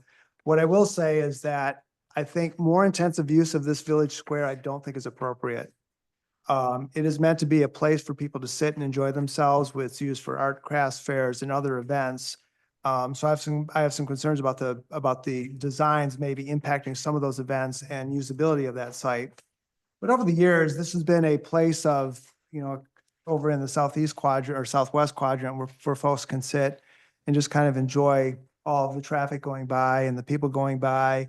And with the increased intensity that would presumably happen with this, I think it would take away from some of the charm of the quietness of that place. And we've already had 2 property owners that have already emailed. One of them went to the mayor and the chair of the city rep to the Parks and Public Works Committee, and another member up the hill who have raised concerns about some of these proposals in terms of intensity of use. The other question I have is, have we discussed with the schools, the futsal court maybe being installed up at the school, or additional pickleball courts being installed up at the school? As a matter of fact, we heard from the community rec that there's several pickleball courts that are exclusive to pickleball over at Schultz Park. So again, my major concern is not making it better than it is, but it's overdoing it. And this less is more, in my opinion, in terms of the village square. You know, we have a veterans memorial there. It just, especially with the larger village playground, which has gotten a lot of use, it's just increasing the intensity of what's supposed to be, at least from experience, a quiet, serene place for people to enjoy themselves. And this seems to go beyond that. And by the way, I'm the one that suggested the dog park. We already encourage people to use the area behind the current basketball court to curb their dogs. So my idea was, there's a lot of dogs in this town. I own 2 dogs. There's a lot of people on the council here that own dogs as well, and a lot of visitors come with dogs. We should be more accommodating and find ways to encourage them to use that area as well as to, you know, enjoy themselves. And that was where my idea came from. So I'd be happy to talk about that offline. Small dog parks like this are all over this country. You can see them in many cities. So they're done with small areas. They don't necessarily have to be an acre in size. But I have to absorb this because I think it's really, we're going beyond what I really think the village square was really intended to be from a master plan standpoint, as well as what it was designed to be when it was first established. There's a lot to absorb here financially, as well as I think the overall use of the park. Joe? Yeah, I find myself agreeing with Council Gardner. I like the idea of preserving green space in the middle of our town, especially if we put some benches out there for people to relax. Encourage them to bring their 4-legged friends, great idea, but not dedicating that green space to one use or the other. I think not only gives us flexibility, but to, you know, Russ's point, preserve some of our character. And so I personally would like the base case, would like to see that green space protected. So does that mean no? So would you do both courts and just do that, or? The base So one? the base plan, so you would go with the base? Yeah, the concept option 3. Base yeah. case. Yeah. Baseline. Baseline, yeah. Chris? Yeah. Yep. Okay, so it sounds like there's consensus maybe excluding, Councilman, Gardner with the base, going with the base, yeah? Yeah, the only question I have is though, is that the grant application does not lock us into the option. I'm not ready to make a decision about a final concept this evening. There's a lot to absorb here, and I want to hear from some more neighbors. Two have already expressed concerns. So I with think what's we being have to proposed. make a decision tonight because of the deadline on the I'm- grant application. So Back to my question. I'm just putting it out there. Back to my question, why back it's to the here engineer. tonight. Maybe John can answer this question. We reserve the right, even if we get the grant, to make changes to the concept. Is that correct? Yeah, yes, again, we're kind of deciding on what elements do we want, not where they are, not, how they're arranged or how big they are, but what general elements can we agree on we would like to do as part of this project? From what I heard from Mr. Moxie, DNR likes the rain garden idea. ADA. ADA, they like ADA. I think we all agree the hydration station is a great idea. So I think, it sounds like there's some discussion on the futsal, but that could be added later. So I mean, my recommendation, my feeling would be go for the baseline with everything John has in base case, with the exception of the futsal. Just to make it really crystal clear for everybody. I would also encourage, as part of this project, is that the donation and the fund, if we get it, is the bathrooms need some help. They need new doors with the new, I fully support the new hydration station, but that bathroom really needs, it's seen better days, and that could use some help. And that's a lot, it gets a tremendous amount of use, as you know. So I would encourage the Parks and Public Works Committee and the city itself to incorporate that improvement into this project. I'd like to see that as well. I know that bathroom gets a lot of use and it's getting a little worse for wear. Are we ready for a motion? Who would like to make one? Madam Mayor, I'd like to make a motion to adopt resolution number 250324-A, a resolution authorizing submission of a recreational passport grant application. I second that. And this is a roll call vote. Henderson, Yes. Yes. Dean, Yes. Yes? Muncy, Yes. Yes. Stan. Yes. Motion carries. I appreciate the conversation. Thank you. Okay, we're on to B, which is the Michigan Gas Utilities Corporate Franchise Agreement. And we talked about this at the workshop. Ryan, anything to add to? Nothing to add. All right. I'll make the motion, Mayor. Okay, Motion to approve ordinance number 250324-A, Michigan Gas Utilities Corporation Franchise Agreement. Second. roll call. Anderson. Yes. Clark, Yes. Dean, Yes. Gardner, Yes? Muncy, Yes. Stan. Yes. Motion carries. Takes us to the C, short-term rental licensing ordinance amendment. Ryan, you wanna, Trent?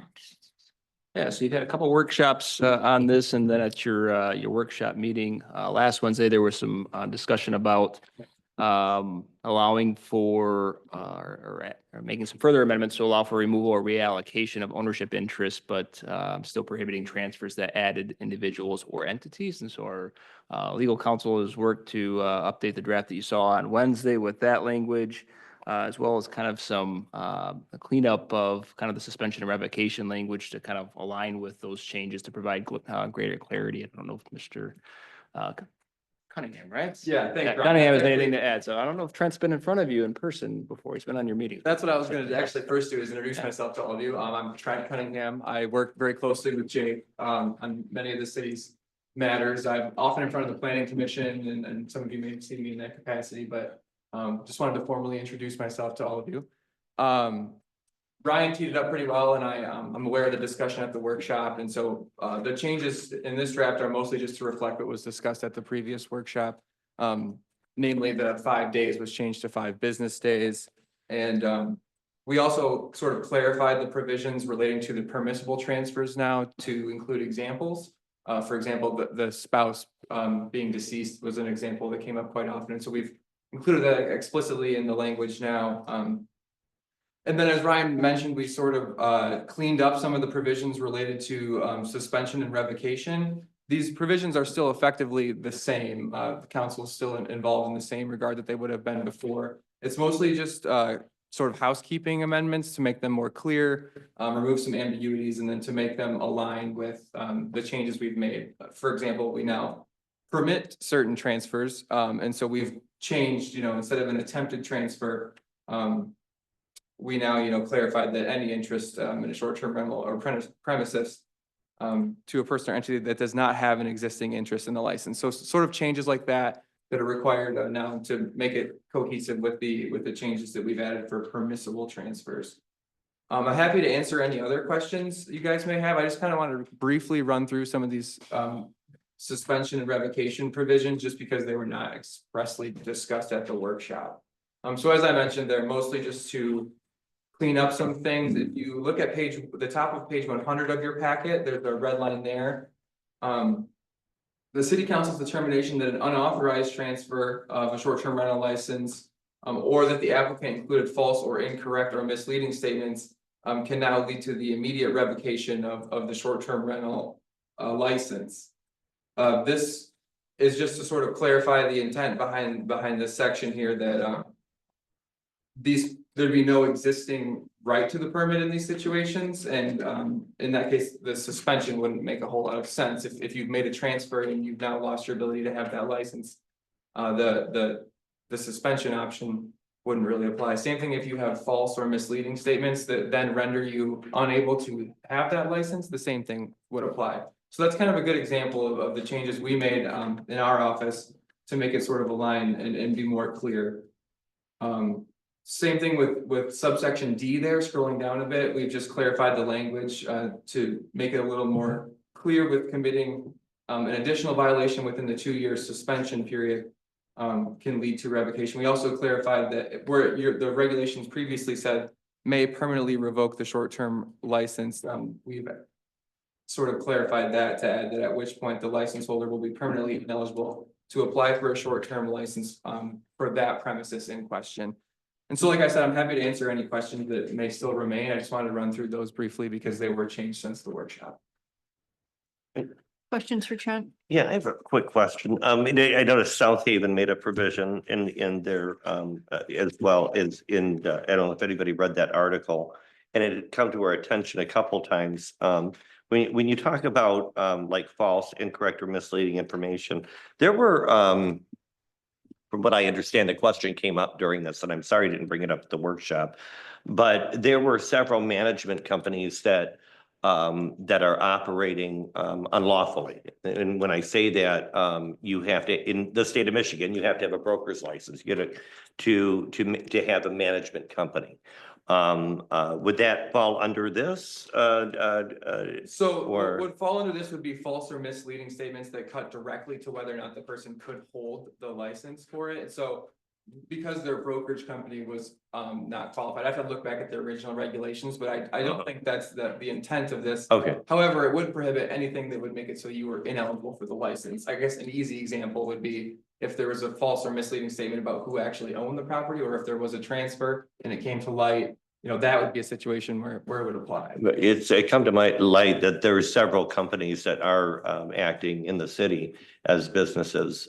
So that's come to us, and do you want to address that, Ryan? Well, and I think Mr. Cunningham addressed, I think he wrote that legal opinion on that and looked into the issue of whether or not under our short-term rental regulations, we require that a broker be somehow registered with the state of Michigan. I'll let him speak to it. Yeah, in my recollection of that, and forgive me, it's been a while since I've looked at that opinion, but it's not within the city's purview to enforce that. It's a requirement between the realtor or the broker and the state and dealing with their license, essentially. So the city would have, no jurisdiction or really reason to enforce that requirement. So currently, it's not in the parameters for us to enforce that. Right. Okay, thank you. Mayor, Yes. yeah. I'd like to make a motion to table this item, and if I get a second, I'll explain my rationale for doing so. I'm sorry, table the whole Ta- thing. Table this for the time being, and I'll explain why if I get a second. Does that mean we have to vote on it the next time it comes up then? Correct. It would move it to the next meeting. Yeah, you can bring it off the table and I take guess I would action. want to know. Yeah, like, can Can we- you explain your reasoning for tabling it? I guess before. Yeah, my recommendation is I still would like, and I appreciate you being here, Trent. And I know you've been on the Zoom calls with us along with Jake. I would really like it if legal could take one more run at section 4 to deal with sort of the possibility without blowing up the ordinance, because I think everyone knows how I feel about maintaining our ordinances because the policy objectives are very important to our community. But I continue to be worried that, for whatever reason, there were a few people, that kind of got crosswise with the ordinance for whatever reasons. And once again, I don't believe it has anything to do with staff. I think staff did a great job on communicating this. But I'd be willing to have legal look at it one more time, the section 4 piece about possible dates where if someone made a mistake, as they claim, that we could, we could let them in, but not blow up the ordinance, basically. So that's my rationale. I'll second that. All right. Well, it's still a discussion item. Yeah, he made a motion to table. Motion to table, second by Lindsay. That's where we're at. I don't know that a motion to table is debatable, Okay. under Robert's rules. Okay. So, Oh, okay. Yeah, I wouldn't. So know do we off have the top to- of my head, But, I mean, I like everything that's in here and I'm prepared to vote for it, but once again, I really want to be mindful to, the pleas that have come to us from some folks that claim they got caught in the middle. They claim they made a mistake, they claim we made a mistake. I would just like it if legal could take one more look at it. I agree. But once again, if folks are uncomfortable with that, I'm prepared to vote as well because I agree with everything that's in here so far. A concern I have is Chris it's gonna be gone from our next, in April. And this is such an important issue. I am reluctant to not have every council member here to be part. And Chris, I'm sorry. well, I just, and I know this is passionate for you, so and I don't know how you feel about that. So I would look to you for a cue on. I, as you know, wanted to push these, whatever you call opportunities so that people don't fall through the cracks and get hurt. So I was very appreciative when we did this. And I appreciate you saying, take another look at it because there have been several that come up that this doesn't catch. And for me, the fact that we're able to go back with people that have been there for years and years and years, and now because of this coming in, even after they changed the names before anything happened, I was prepared to vote for this going forward and take another look at it. Now, if there's a huge change, I don't see one happening, but that could always happen. But no, I would be supportive of this. I was going to vote yes on this. I like I said, I could vote yes for this now because, this issue could get picked up again, I suppose. But I do really, when we were talking about this, I used to argue against, not doing anything as a council, because if we didn't do anything, we could have faced a ballot initiative and then our hands would have been tied. So I did, advocate at that point that, we might have, some collateral damage. We might have some unintended consequences that maybe we could make tweaks, not change the policy objectives, not change the policy goals, but to make sure that we didn't, do unnecessary collateral damage to someone that may have just made a simple mistake, and once again, was somebody trying to game the system? Did somebody not get a letter, whatever? That's not really the point here. It's, can we, really fine tune this appropriately? So that's my only thought here. But once again, if the council doesn't want a table and Chris wants to be here for the vote, I'm prepared to vote as well. So. And if I could just jump in for a second, if you don't mind, maybe this would address your concerns, Councilmember Dean, and if not, maybe some back and forth will help us understand what directive we're looking for. We do have the waiver provision on 102D, which is intended to be a catch-all provision for sort of unintended situations that come up that would fall under sort of the rationale of the permissible transfer. And this provision is for transfers not expressly authorized here, and a license holder may make a written application to the enforcing agency for a waiver of this ordinance's prohibition on transfers.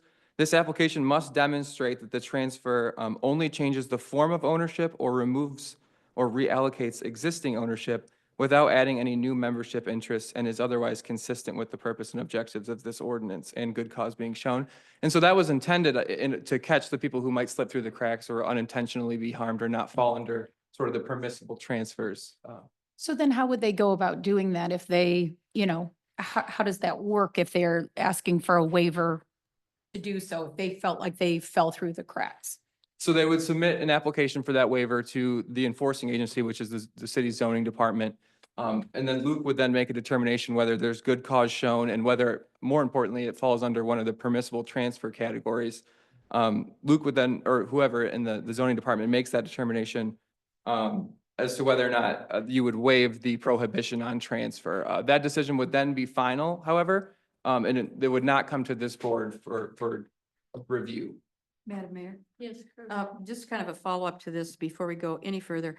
I had contacted Ryan. Of the 15 that had been turned down, would this ordinance now help any of them? So I suspect it will help some. So I took a look at the list today. I think there's 4 that seem to be like a purely different, a completely different owner that are not going to be, wouldn't be allowable here. A lot of them were situations where they were putting it in some sort of trust or maybe some sort of LLC. And so without hearing from those particular owners, who's in the trust, who's in the corporation, and without having that ownership detail, I wouldn't be able to tell you exactly whether or not they would qualify under this language. So I could say 4 will not qualify and that 10 are unknown. I suspect some of them will be fine, but there may be some that added additional folks to their corporation or their trust that would not qualify under this language. But some of these could have a positive effect based on the ordinance. Yep. Yeah, the letter we've gotten from the people on Manchester, they've written us a couple of times, and so they had an owner fall off, so they would be protected by this. I think there was, assuming what somebody, a resident visited us, at the meeting and spoke, and he transferred something that was in his name to an LLC in his name, so I think he would benefit from this. So the people who wouldn't benefit would be, adding ownership. And they wouldn't be subject to this waiver because the waiver excludes adding owners. The one thing I will mention just as background is we did have some people who, once, as they were looking at what was on the horizon, who had added owners to their certificate, or who got new certificates so they could add owners before the cap came in place. So I just, there are people who saw this coming and said, oh, wait, I, violated the terms of my certificate. I'm going to get a new certificate so that I'll be able to renew that certificate if a cap comes.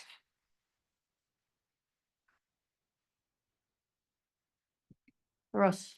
Yeah, thank you. I would support tabling this, only with the provision that we go into this and I view this as being an improvement of the ordinance. I think this is closing some gaps that existed in our ordinance when we first adopted it. However, when we start with a new ordinance and these updates, we should have a clean slate in terms of some of the properties that have been described. Those should be either resolved or they should know exactly what this is going to mean for them, whether they have to go through the waiver process or if they're not going to get their license because of the provisions that are here. And I'm thinking about one property that's been brought to my attention several times is where a 95-year-old owner of the property transferred it to the family in advance of the moratorium. And it's an event that, happened. The city is not trying to take away licenses from people that have had them legitimately. And those that fall, several examples have fallen through the cracks. I think what we should be careful about is making sure that we don't, take a license away from someone that's legitimately had it, made a change that was unbeknownst to them was going to put them at risk. That's essentially where I'm coming from. And I'd love to have a clean slate going forward because then that just makes it clear for everybody that, we've gotten answers, and we're not going to please everybody that's on the list that was provided, but at least we have clarity in terms of what they have to do next, or if they're not going to be able to move forward with it. Mhm. That would be my expectation for a tabling motion. Joe? Well, I think I want to echo the comments I've heard around the council here, that I think that we've made some really good adjustments that are heading in the right direction. I think they're fair and they make a lot of sense, right? And we've talked about them. I support getting it done tonight. I want to make sure it's done right. If we have to kick the can a little bit, I'll reluctantly be dragged along. I will voice a little bit of caution in that, and I do like the carve out, by the way, that although poor Luke's going to probably get a lot put on his shoulders to make some tough decisions, but I do like the fact that there's a kind of a catch-all provision in the language that we've got on the table here tonight. As far as we know we have a number of cases out there. We don't know the disposition of all of them. I'm a little reluctant to go too far down the path of what I think we've done well is we looked at these kind of fringe cases, right? And the words unintended consequences, right? We didn't anticipate that, right? I would be a little reluctant to get into the area where we're making concessions or adjustments and exceptions, right? Because in my experience, when you make an exception, you're going to make somebody happy and you're going to make somebody unhappy, right? And I don't think the city should be in the middle of all that. And sure, if somebody, according to the way the ordinance has been structured, and the spirit of the ordinance that we put in place is gonna lose their certificate. And nobody here at this table, myself included, I don't think wants to see people lose them through technicalities or what have you. But if there are other reasons, there might be somebody waiting to get a license, right? And if we're gonna make exceptions there, then we're gonna have to make exceptions to other people. And then you're hurting the people that are waiting, just like you might be hurting a neighbor who doesn't want a short-term rental next door to them. So I'm just throwing a little caution out there in just how far we want to take it. I really think the language that has been put together by legal and the terms that we've discussed and the provisions of making these adjustments are definitely in the right direction. I just want to be a little bit cautious about how far we take it beyond that. I guess is my feeling right now. And like I said, I'm fine if we want to go into the next meeting. Let's make sure 100% we get it right. Very well said, council member. I mean, I agree with everything you said. I just really want to make sure we do this right and we don't create precedent. I really don't want to create precedent. I don't want to think, the door is cracked open to anything. But I do have to realize that, we went through 2 years of this and we worked hard on it. It was very hard for everybody involved. And, we probably, we'd still be debating short-term rentals if we had the 100% solution last year. We probably got the 99% solution, and yet there's still this little 1% to work out. And as long as we can work it out in a way that, once again, does not overly dilute the rest of the ordinance and the police powers, it does not create loopholes, does not create a precedent. And that's really why we mentioned the cost of our legal fees. Well, this is part and parcel of it because we want to do this right and we want to be compliant and we want to be able to, I think, maintain what the voters, I think, by and large have asked for is for us to really, do some meaningful things around zoning around our residential neighborhoods that are lasting and that create, certainty for everyone, people that participate in the real estate market and people that want to, live here. I think, to create certainty is to have a really good ordinance and to be able to fine tune it, but not to have this continued seesawing because some folks got left out, they got mad. And so, it becomes a thing, well, let's swing back. We've seen this in our national politics where we vacillate from two extreme viewpoints. So I really think this is great. We're on the right track. Once again, I'd spend a few more dollars on legal fees just to see if we can get it right. So we are as fair as possible. Can I say, so I have two things. One, I am for moving tonight. just because I'm happy with what we have, and I really do want Chris to be here. Because that's important to me. Get my vote on record. Pardon? So, yeah, well, I mean, my concern is, I agree with sort of the spirit and I want to get it right too. But I feel like we're solving for one situation. And as much as my heart is tugged by the family, they've actually had two changes in ownership. One to add family members and then to put that next group into an LLC. That happened in December of '23. The certificate they signed when they got that certificate was very clear that it would void if there was a change in ownership. There was a lawyer involved in getting the LLC. I mean, certainly there were a lot of eyes on that being a change of ownership. I know we don't always review not everyone always reviews the fine print when we sign stuff, but there were only 10 things on that certificate that you were agreeing to. And it's a business license. I mean, it's a business license and people should pay attention to the business license. So I think this makes the right policy decision. I think the policy decision is right. We don't allow people to add. And I also think the terms of the certificate are clear, and we've had people see that and know that and say, oh, shoot, I need to get a new license to add names. And there were in fact 8 months plus for this owner to do that. So that's where I am. Chris? This is just a quick follow-up on that, and I think we all have very strong feelings about this. My idea of this is from the time that the ordinance was passed, everybody before that would have been held harmless. I mean, that's where I'm coming from, that they would have been held harmless from whatever they did in the previous year. I know there's not agreement on that.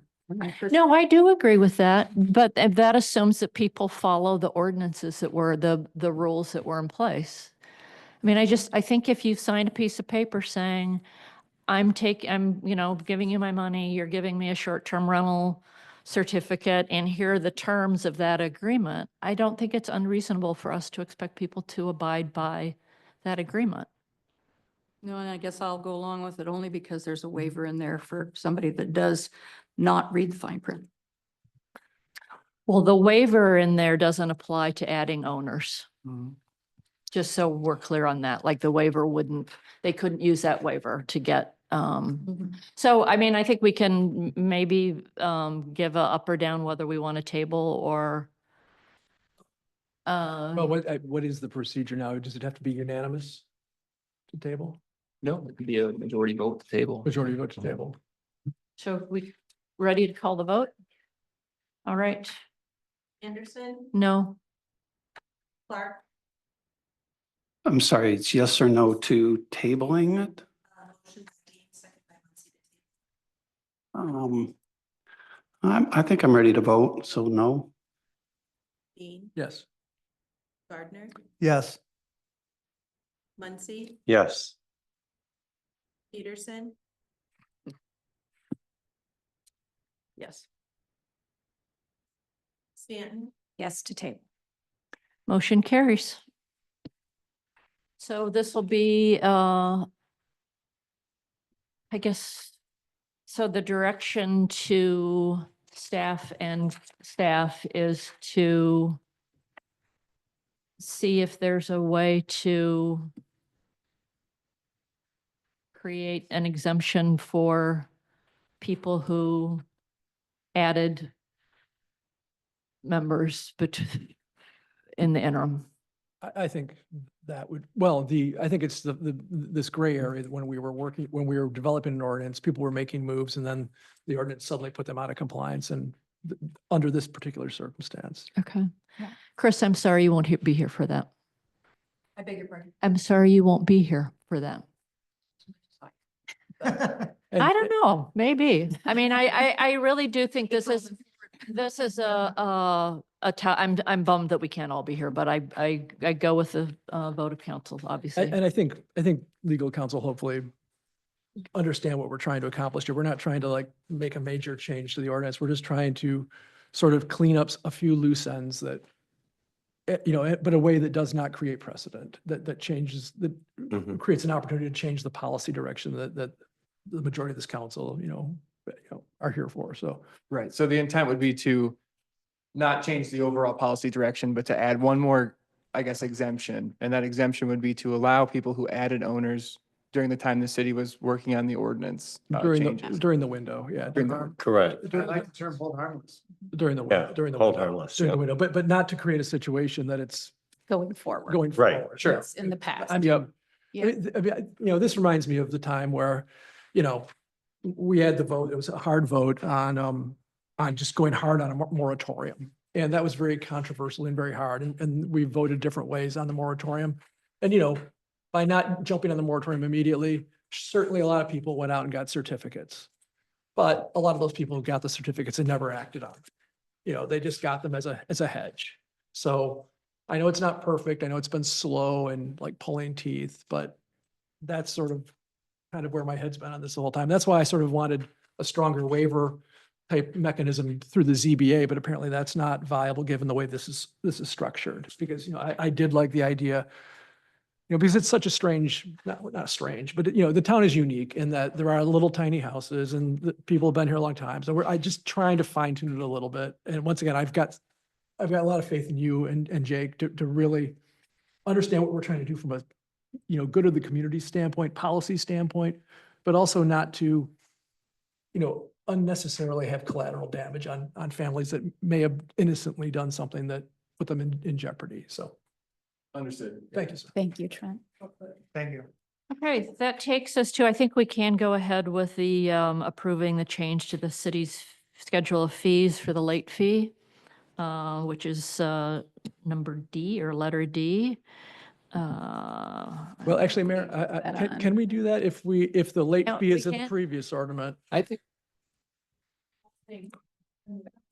I know this Trent disagrees. I don't know if I see. I don't think you necessarily have to do it with that ordinance. I can see the impulse to think that the late fines that are provided for in this resolution are from that ordinance amendment. And so it wouldn't obviously be levied or go into effect until it had the ordinance to back it up. But I don't think there's anything that would prohibit you from Right. passing this tonight. And to put it another way, if you pass a resolution tonight, it's in effect immediately. Your ordinance wouldn't be in effect until, it was published. So it was already going to be on the books. So you can put something on the books and then at the point that you have an ordinance that's passed that effectuates it, you can do it. And if we don't do that, maybe we could at least agree on what the fee is so that we, Yep. any discussion around that, we get settled now.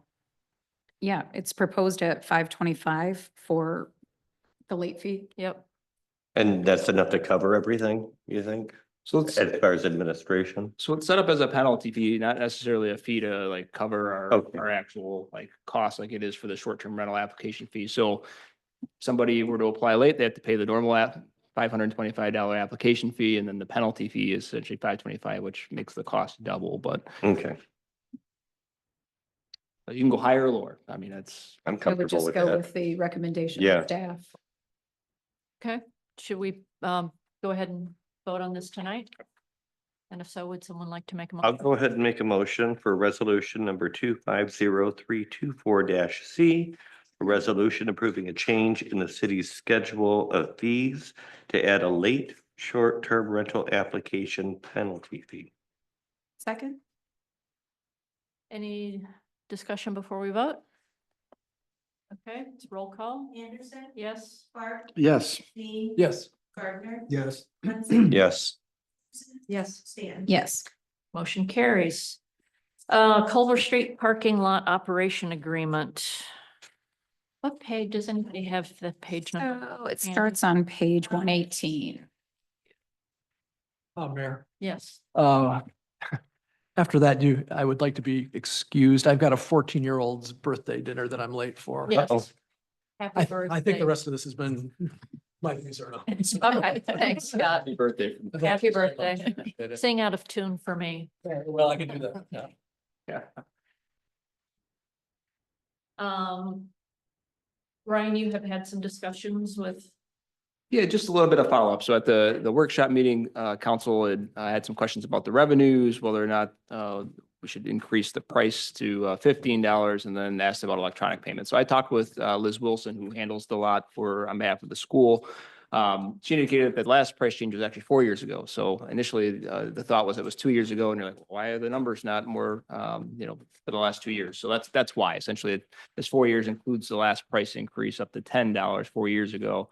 As it relates to increasing the price to 15, Ms. Wilson, in her experience is that she didn't anticipate that it would deter folks from parking. In fact, she thought that you could go up to 20 and folks still wouldn't probably bat too much of an eye, knowing that some of the proceeds go to the school.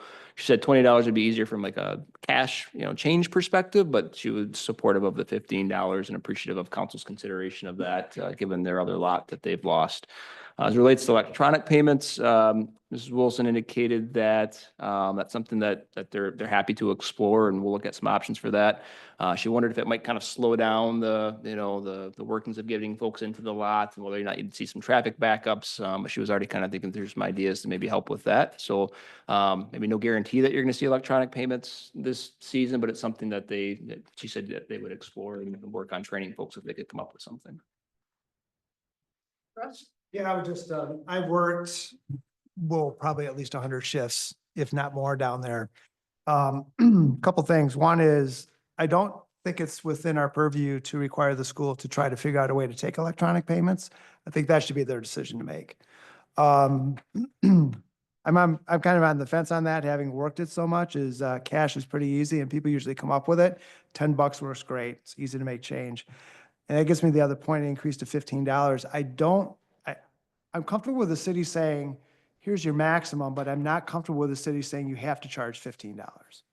I think that's a ceiling that they could go up to if they want to go up to it, but I think if they want to keep it at $10, keep it at $10. I would also, as I suggested at the workshop, I'd like to see us increase our contribution from 50% to 75% to accommodate the loss of the bank parking lot. And again, they've been super great stewards at this lot, making it happen for people and visitors. It's just a lot of fun. It's a good thing, raises money for the school, brings a little bit of money into the city for the administrative work we have to do. I just think we should find a way to give them a little bit more money without requiring them to raise the fee. And I don't think that's something we've ever done. Just require them to raise the fee. I just, we had this discussion before, instead of doing a percentage increase, the idea was to add $5 and then they still increase what they get from us because they are losing the other lot.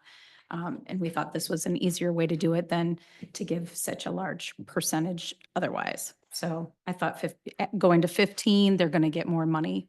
I thought that was a fair way to do it.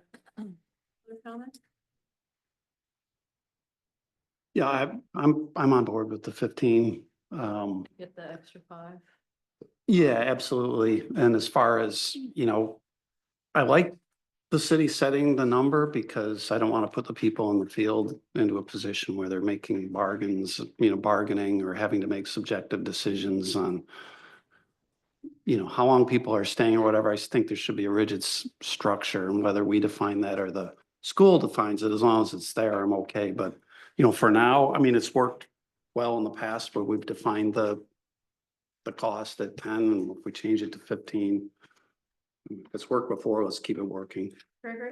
When you had the discussion with 15, you just said that was just a suggestion, right? You didn't say to Liz, hey, this has to be 15. You just said that the council was interested and had a suggestion, right? Because I do agree, the school should have a certain element of, what they're doing and what they're not. Because in fact, she even said we could go up to 20 if we wanted, so they'd probably take that much. So I have to be in favor of the 15. I go to Chicago and I pay 50. And most of the folks that use those lots are tourists.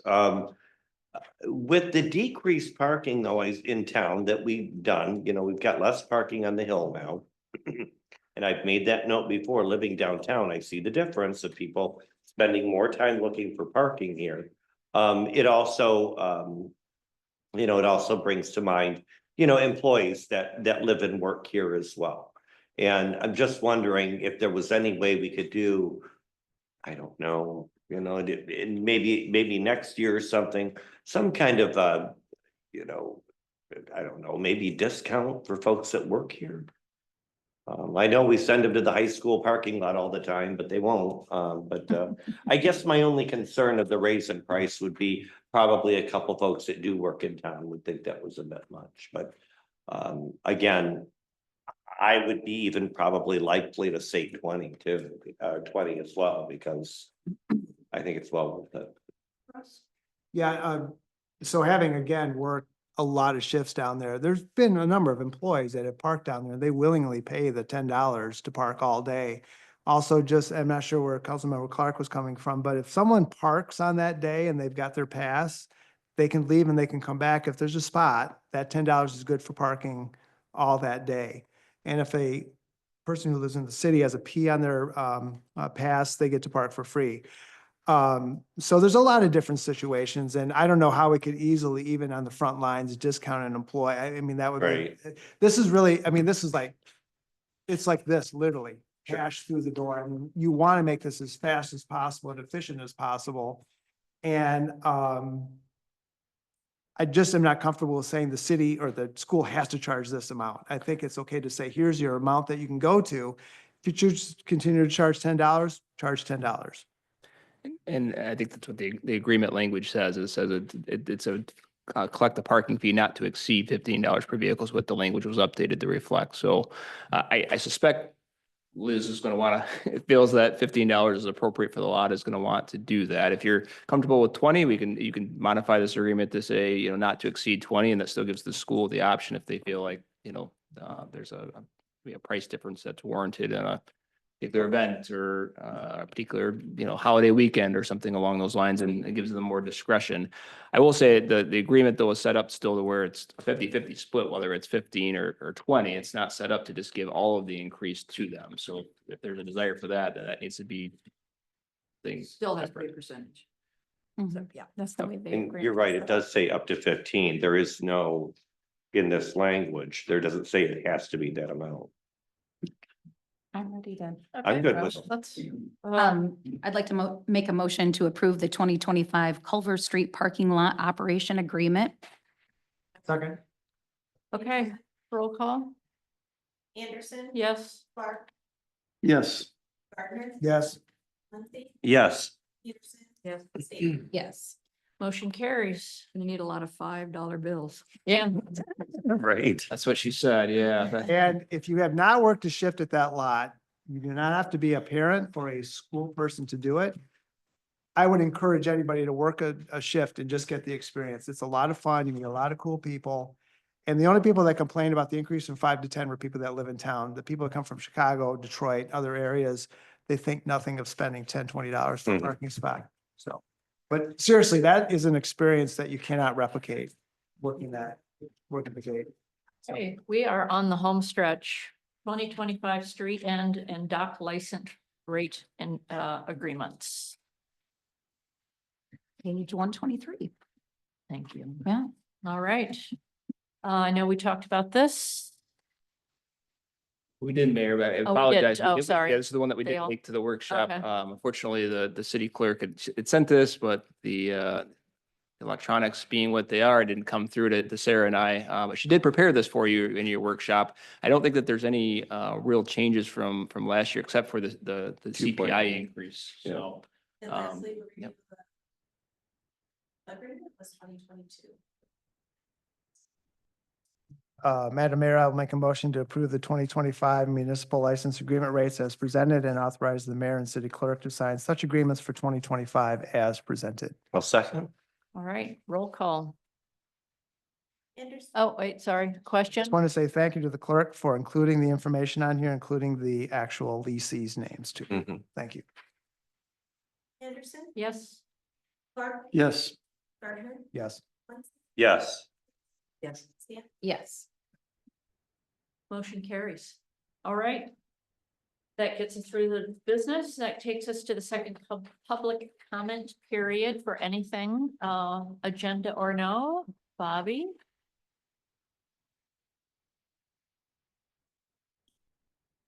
Good evening, everyone. Hello. Bobby Gaunt, 341 Main Street. Earlier this evening, under the consent agenda, you approved a resolution providing City Council's public comment to the United States Army Corps of Engineers on North Shore of Saugatuck LLC permit to build a boat launch. And as Chair of the Coastal Alliance, I am just here to thank you for that very excellent work. Very, very well written. Thank you very much. On Thanks, behalf of Bobby. the Alliance. Thank you, Bobby. Anyone else in the room? Kevin?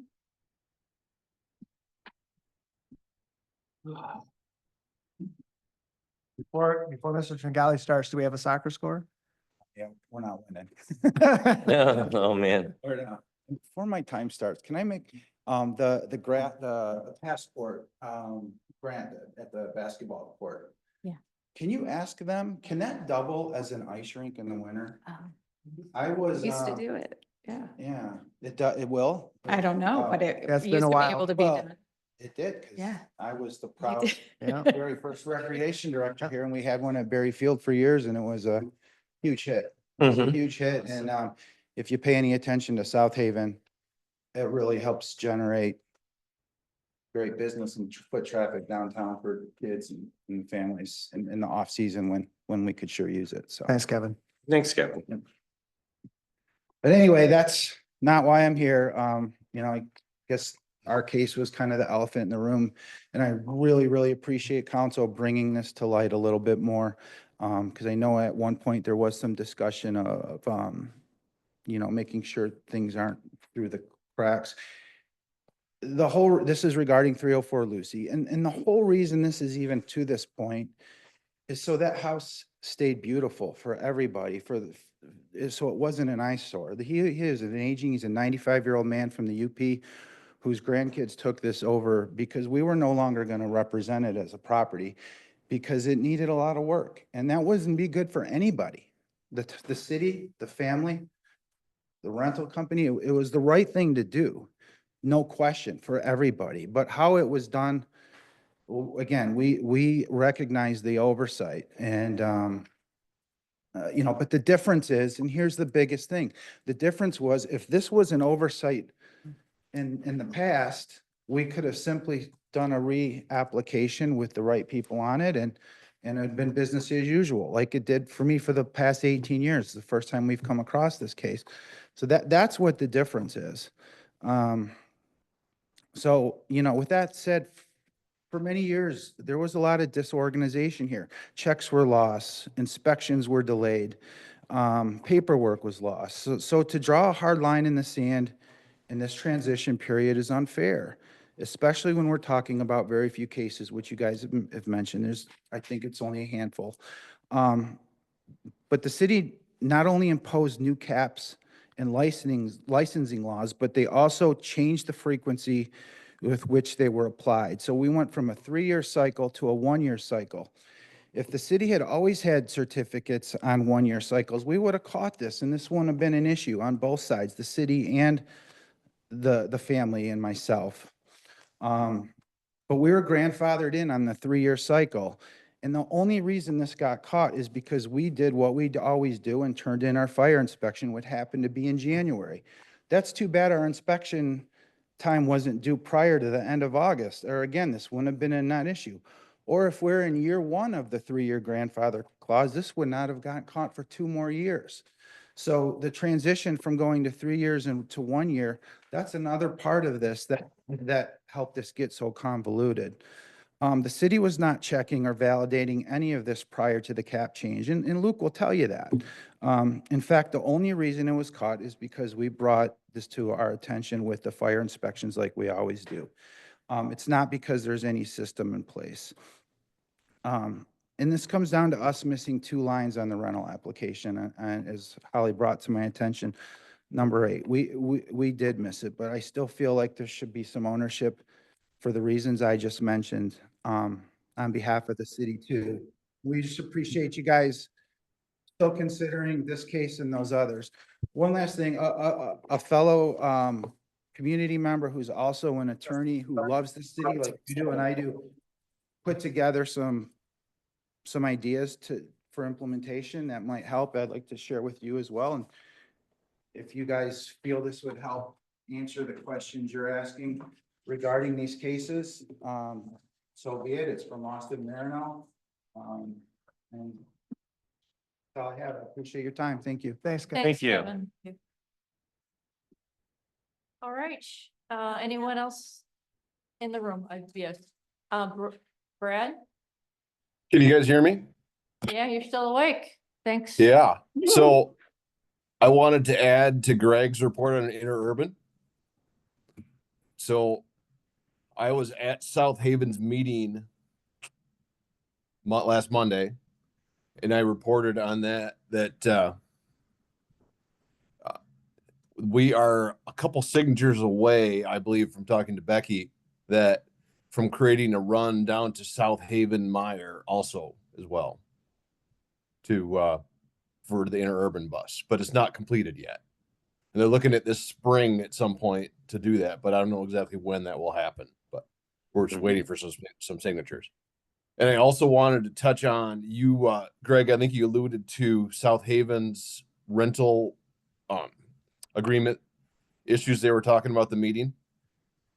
The meat of that part that I remember was they were trying to restrict properties that have been licensed has been revoked from somebody just forming a new LLC at that same property and licensing it immediately right away. They made a 1-year lapse. So if a property got revoked, the rental license got revoked, they had to wait an entire year, no matter who owned it, for a year to get another rental license. So that's what I remember of that, but that was the meat of it. So Great. Thank you, Mr. Lubbers. Thank you. Thank you. Anyone else online? I think that's it. Council comments. I don't think we didn't have any correspondence. Chris, start with council comments. Yes, thank you, council members, for the great discussion on short-term rentals. I am sorry I will not be here, but I hope to listen in on it. But, you know, I could be on a beach with a pina colada too. But I'll be thinking of you. I do have several things. Last at the workshop, Scott came out and said that the tree was available. There were slabs of it available for people to use. And I wondered if there was any way we could have some of those, and those would be made into the benches to go along Village Park. And then also a suggestion, I know the sheriff's department has somebody usually at the fire department. It would be nice if the sheriff and the fire department got together and the sheriff's department could kind of piggyback on the fire department for their report with their statistics too. And then the last, I think it would be important to start thinking about a discussion on 2 different items, parking and the Wi-Fi. I think we need to take a look at those 2 issues just so that we can at least start the discussion of what are our options out there. And thank you. See you Thanks, guys in a month. Chris. Russ? No comment. Thank you. I just have to say that I appreciate, council's willingness to table the issue for just a little bit longer, just to catch the people that were in that area when we were making major changes to this. Going forward, it's going to be great where things are a lot more set in stone. We're going to have a better ordinance going forward. And I think all of this pain that we've gone through is going to get us to a better place where more organized staff is in a great position going forward. And if we can make some of those tweaks, I think it's just going to be really helpful. And while Kevin is here, congratulations on a district championship. Our girls were phenomenal to watch this year. So. Just reach out to, look at Brad left. Oh, no, he's still there. Good.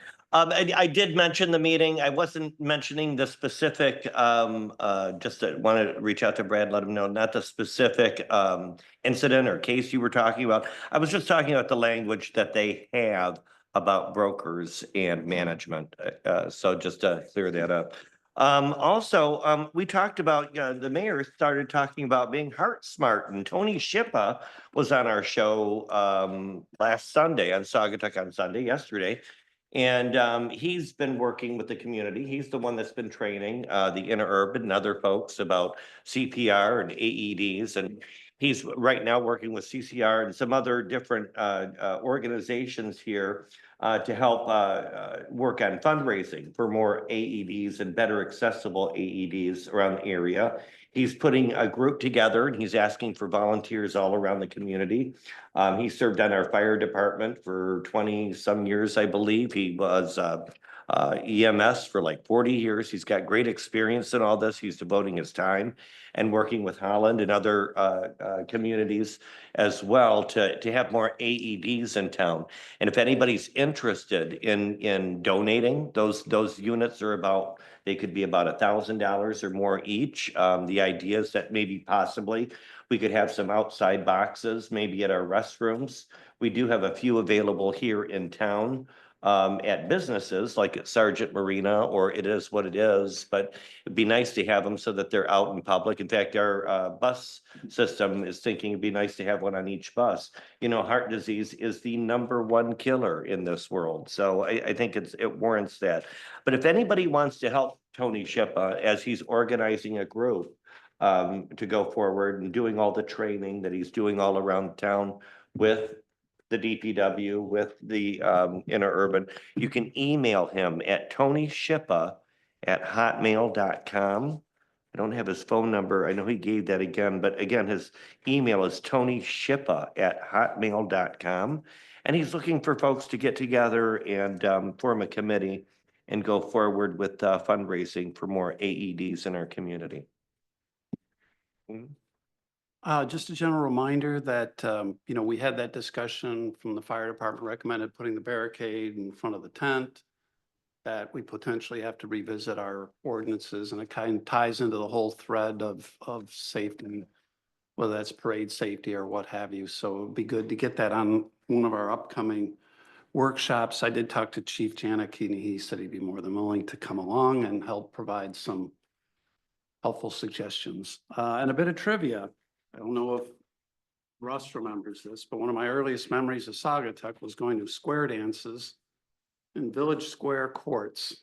And if you go to the Saugatuck Douglas History Center, I just did, they actually have old photographs of people square dancing on the courts. I don't know if we'll ever see it come back, but pardon me? No, well, I don't think so anyway.